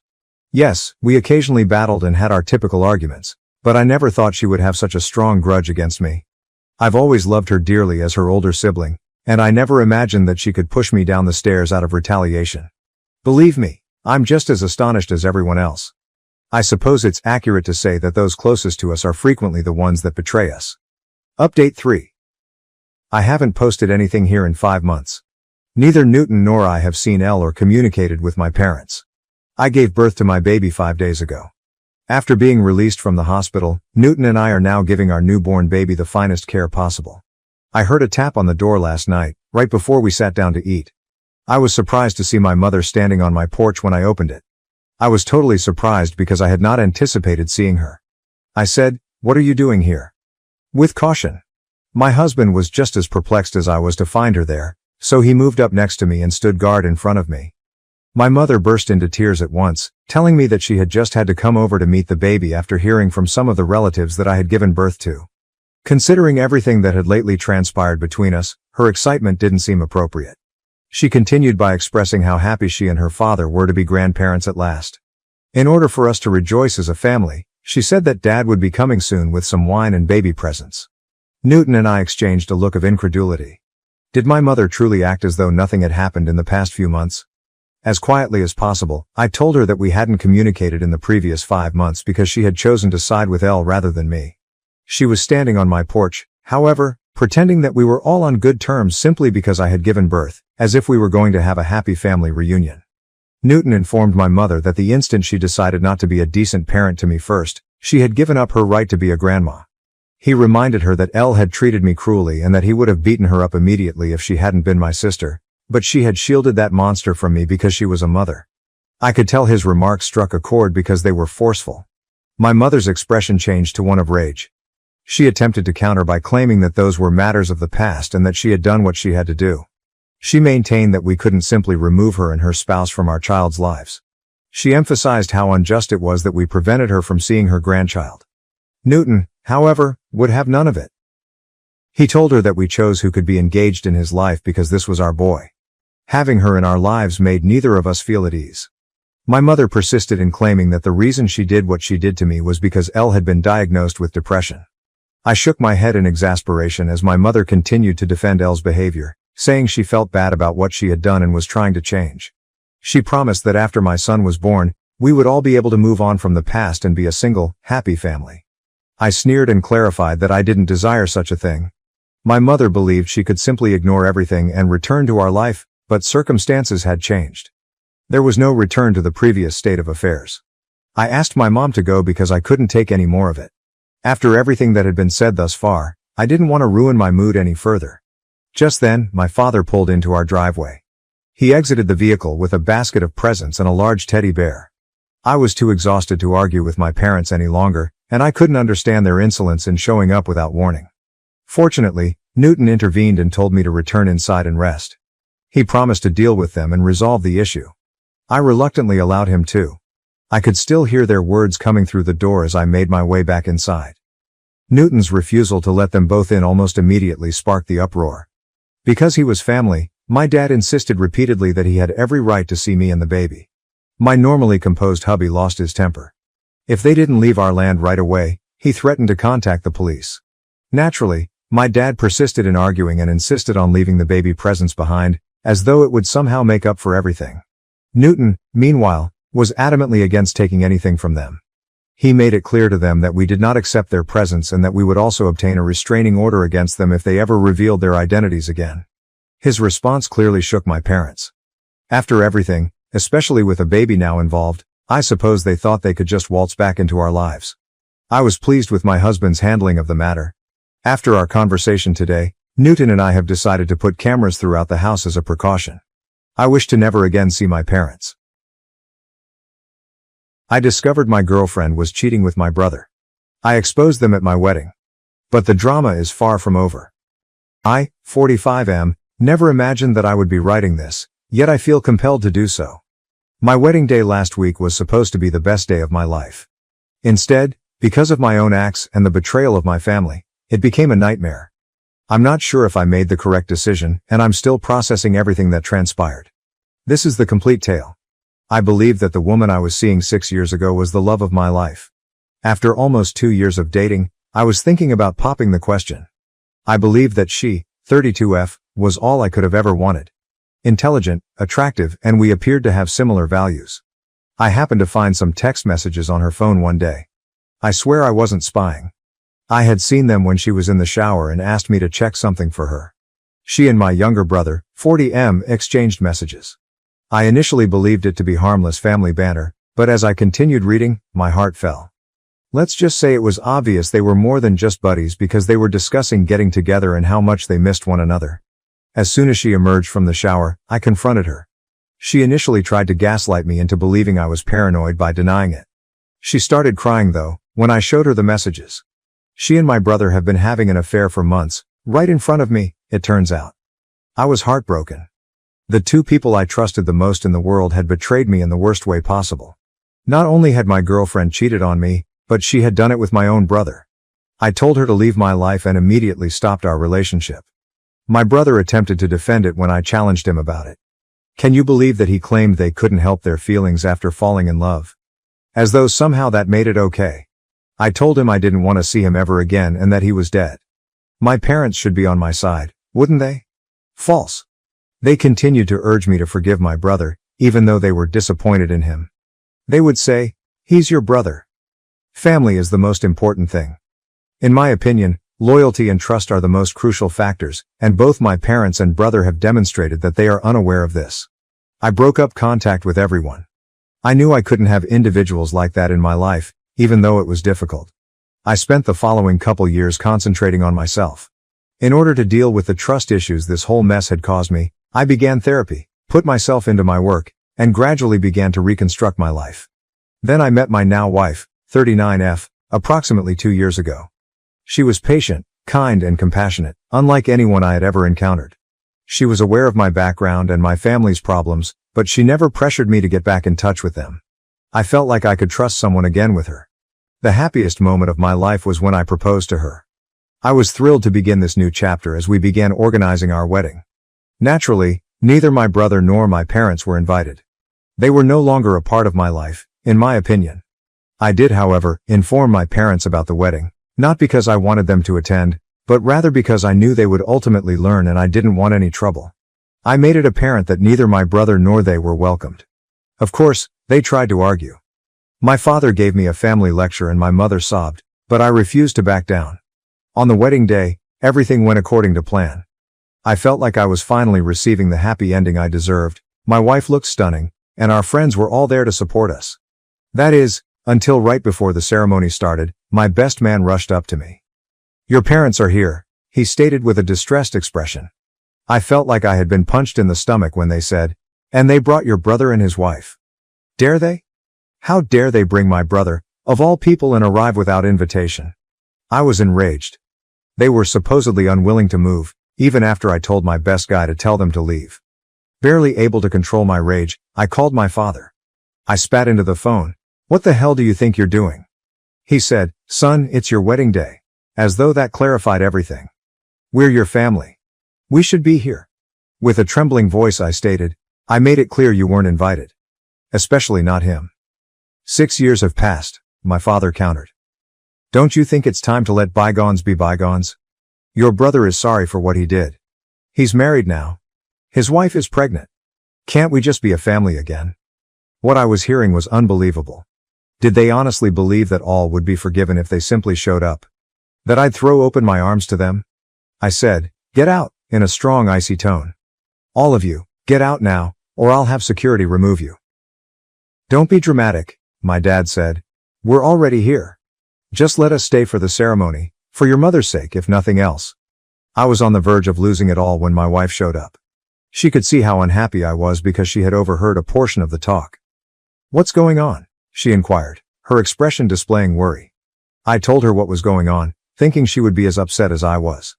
However, my wife, always the rational one, suggested a middle ground. She answered, "Let them stay for the ceremony.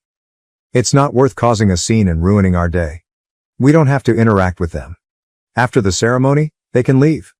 I understood her argument, even though I didn't like it. I did not want a family fight to be the only memory of our wedding.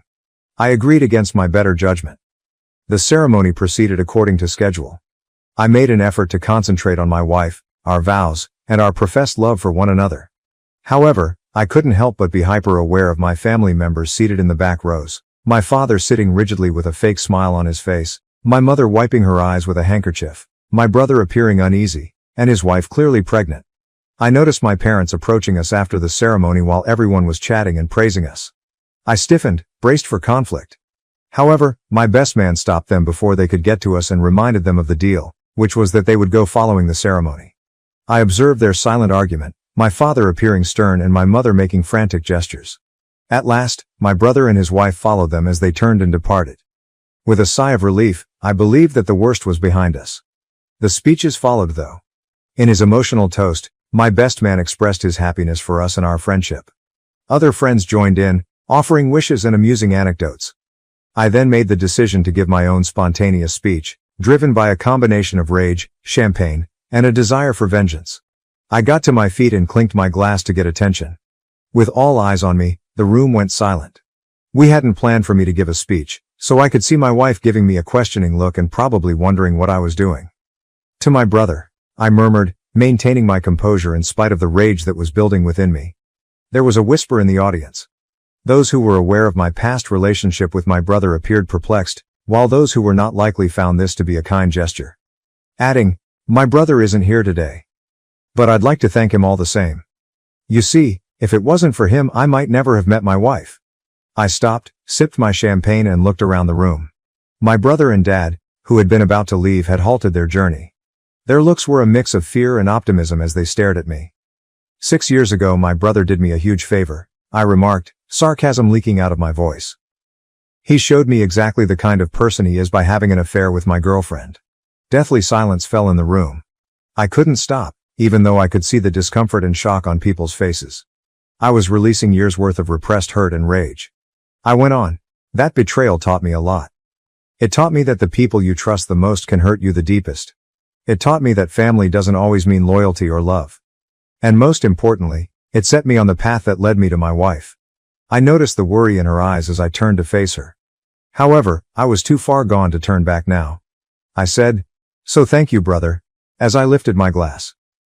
Thank you for showing me what true betrayal looks like. Thank you for teaching me that blood isn't always thicker than water. And thank you for being such a monumental screw-up that it made me work on myself.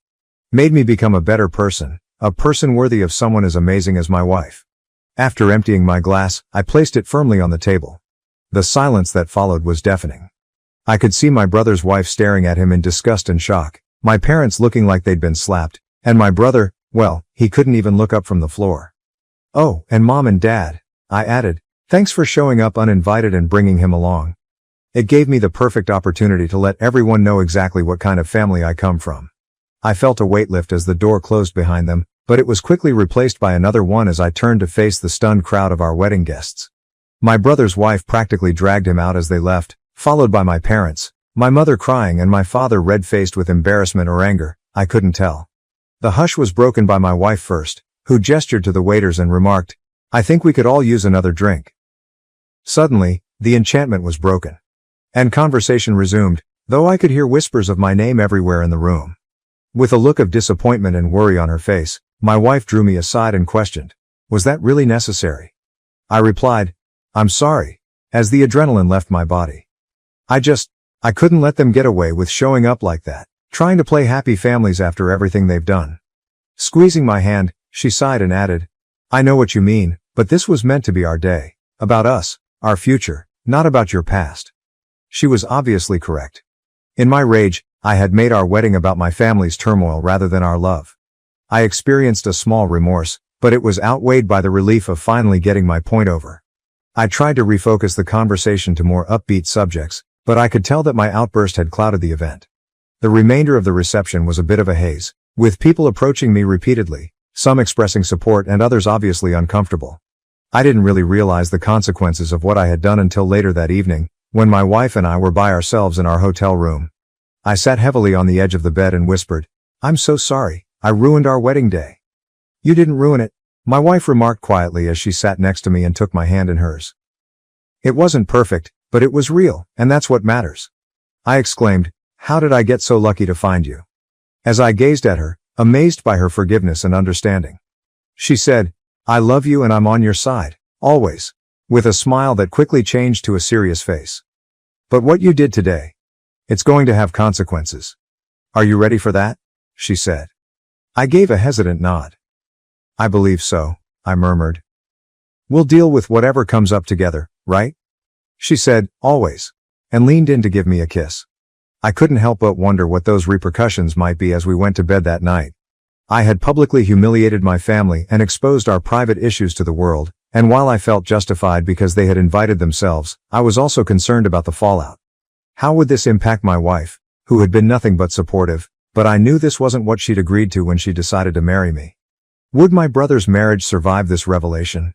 Would my parents ever talk to me again?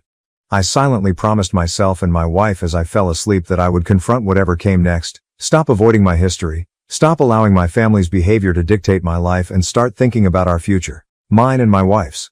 I had no idea that the drama would continue for weeks to come, with surprises and confrontations I never expected, but that's a tale for another day.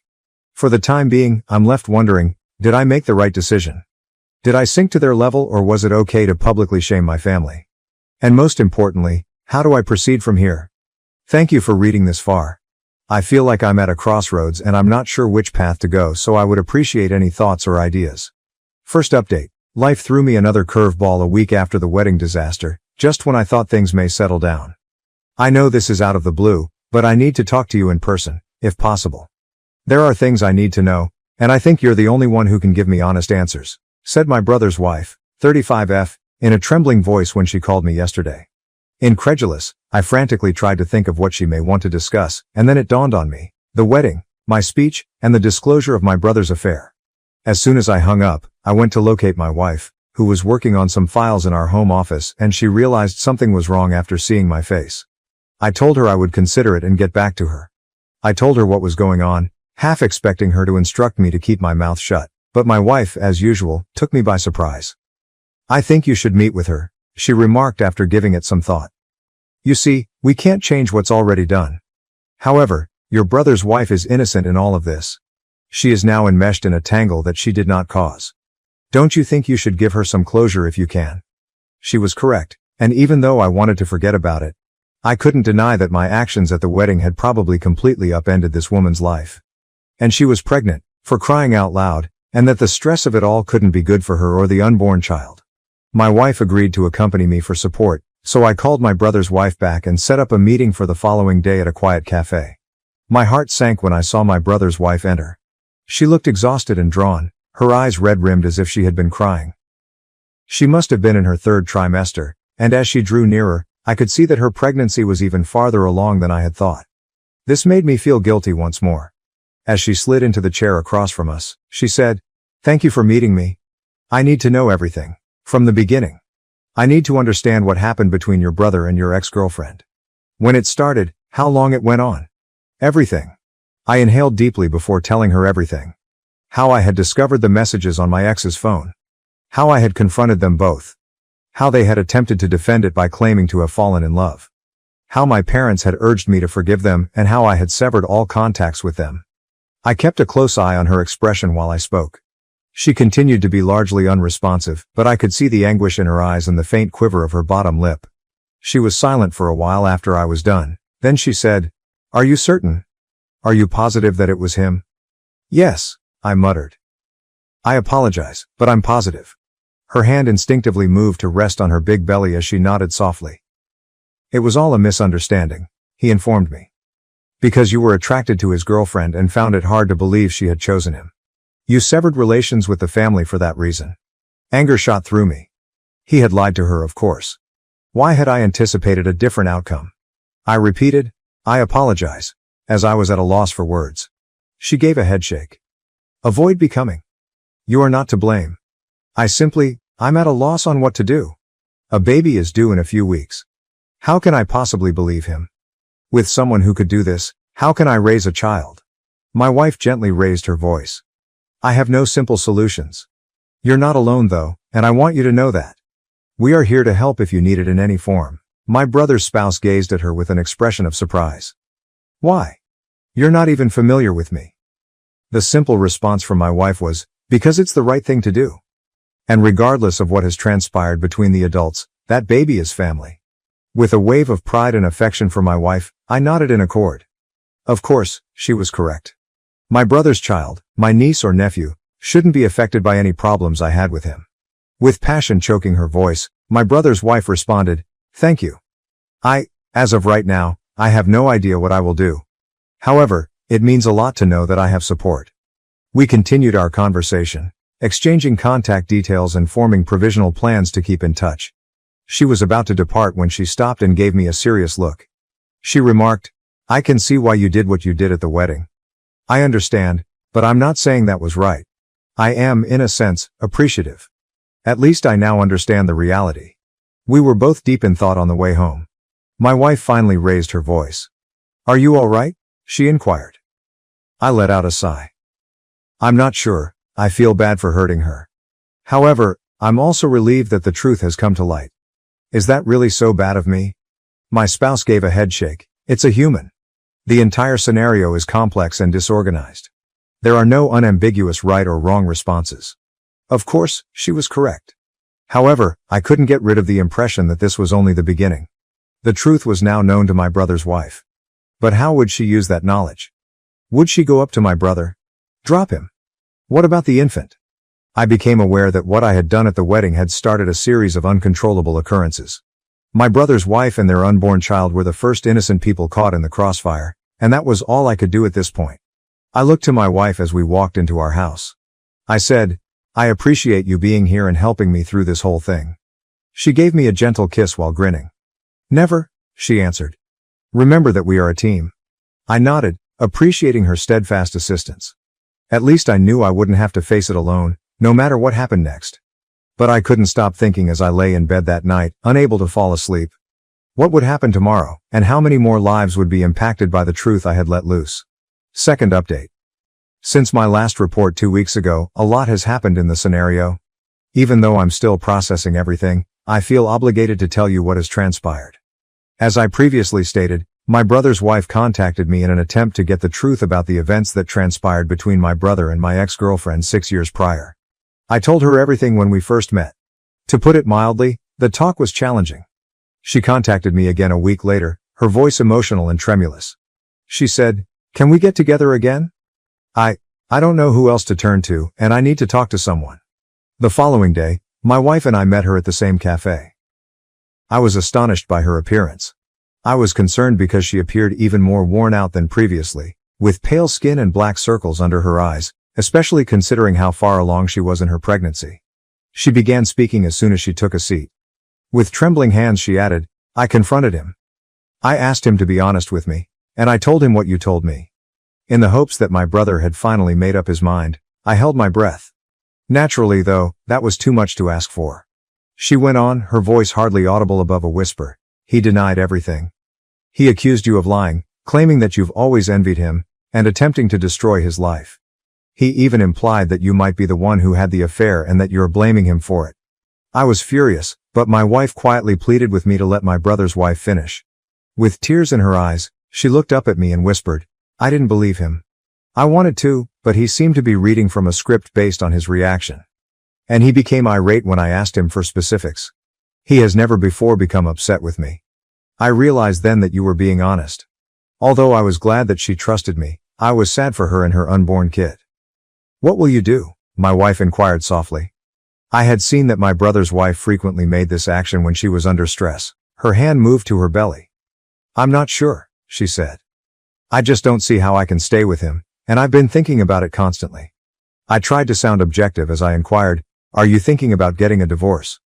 Slowly, she nodded. "I believe I must. Someone who can easily lie to me and to everyone else around him is not someone I can trust, and I cannot raise a child with them. How would that set an example for our child?" I was unable to refute her reasoning.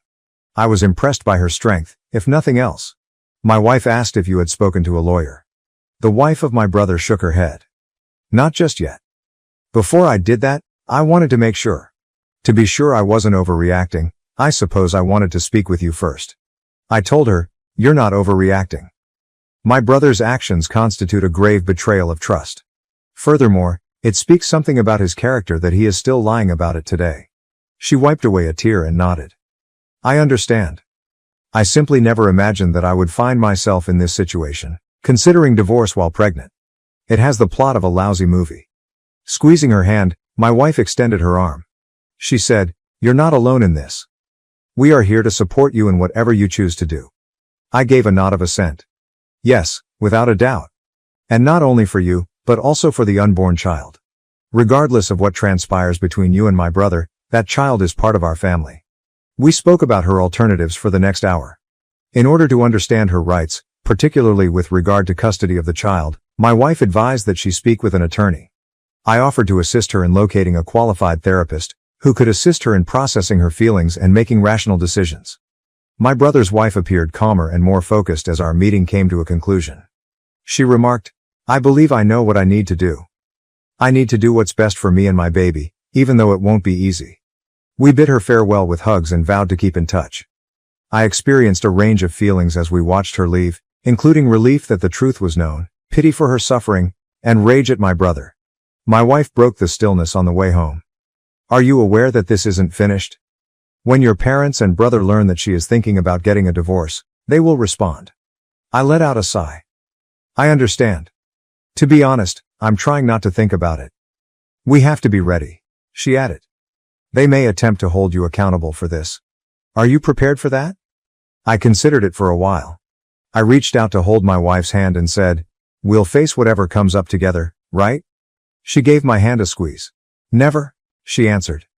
I couldn't get rid of the sensation that we were about to experience something significant as soon as we drew into our driveway.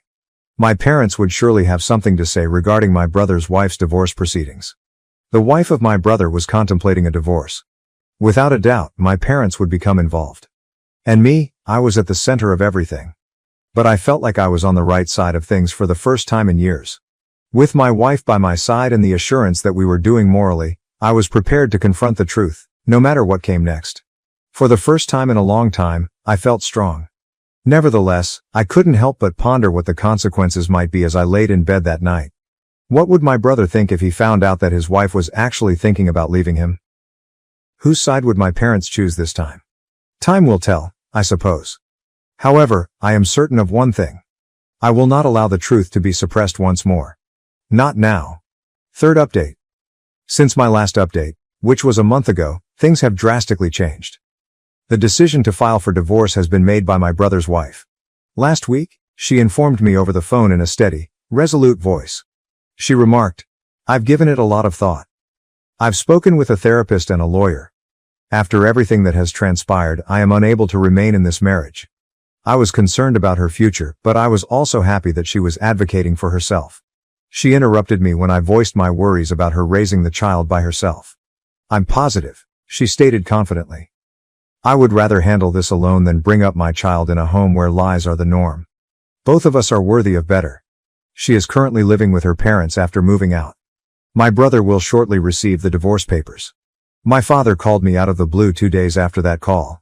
This was the first time we had spoken since the wedding. He sounded exhausted as he said, "Son, we need to talk. Your sibling is in disarray. He claims that you're responsible for everything and that you have been telling his wife falsehoods. I could feel my temper building. Dad, those aren't lies. You are aware of what he did. You've known all along. After a long silence, my father's emotionally charged voice came back. I understand. I should have handled things differently back then. As should your mother. We were wrong to insist that you pardon him. I was taken aback. Neither of my parents had ever acknowledged their mistakes before. My brother wasn't managing the situation well, my father continued. He has been drinking a lot, my dad stated. He came to our house and said that you had destroyed his life. To try to resolve everything, your mother wants to call a family meeting, he continued. Would you think about attending? I felt conflicted. I had a part that wanted to say no, to stop the family drama. Another aspect, though, seemed odd. I had assumed it had died years ago. Finally, I said, I'll give it some thought, but I'm not promising anything. I shared both chats with my wife after the call. After paying close attention, she questioned, what are you going to do? I gave a headshake. I'm not sure. A part of me wants to simply get rid of everything. She concluded for me, but another part wants to go to the family meeting. I gave a nod. She believed I should go, which surprised me. She remarked, this has been looming over your head for 6 years. Perhaps this is your opportunity to finally face it directly and put it to rest. What if it simply exacerbates the situation? I inquired. She answered, then at least you'll know you tried. And I'll be right there with you no matter what. That's the current situation. The wife of my brother is submitting a divorce petition. My sibling is going downhill. Additionally, I'm thinking of attending a family gathering that might either mend or reopen old scars. I have no idea what will occur. A part of me is afraid to face my family and all the hurt and rage that have been brewing for years. However, I also have a hopeful side. Perhaps that's a bold phrase, but I feel like my family has a chance for true honesty for the first time in years. I am confident that my wife will back me no matter what. And I know that by sticking to the truth, however difficult it may be, I'm doing the right thing. If I choose to attend the family gathering, I'm not sure if I'll provide another update. However, I would like to express my gratitude to everyone who has read these updates and provided guidance and support. Although it has been a challenging path, it has been so much easier to know that I am not alone. Good luck to me. I suspect that I will require it.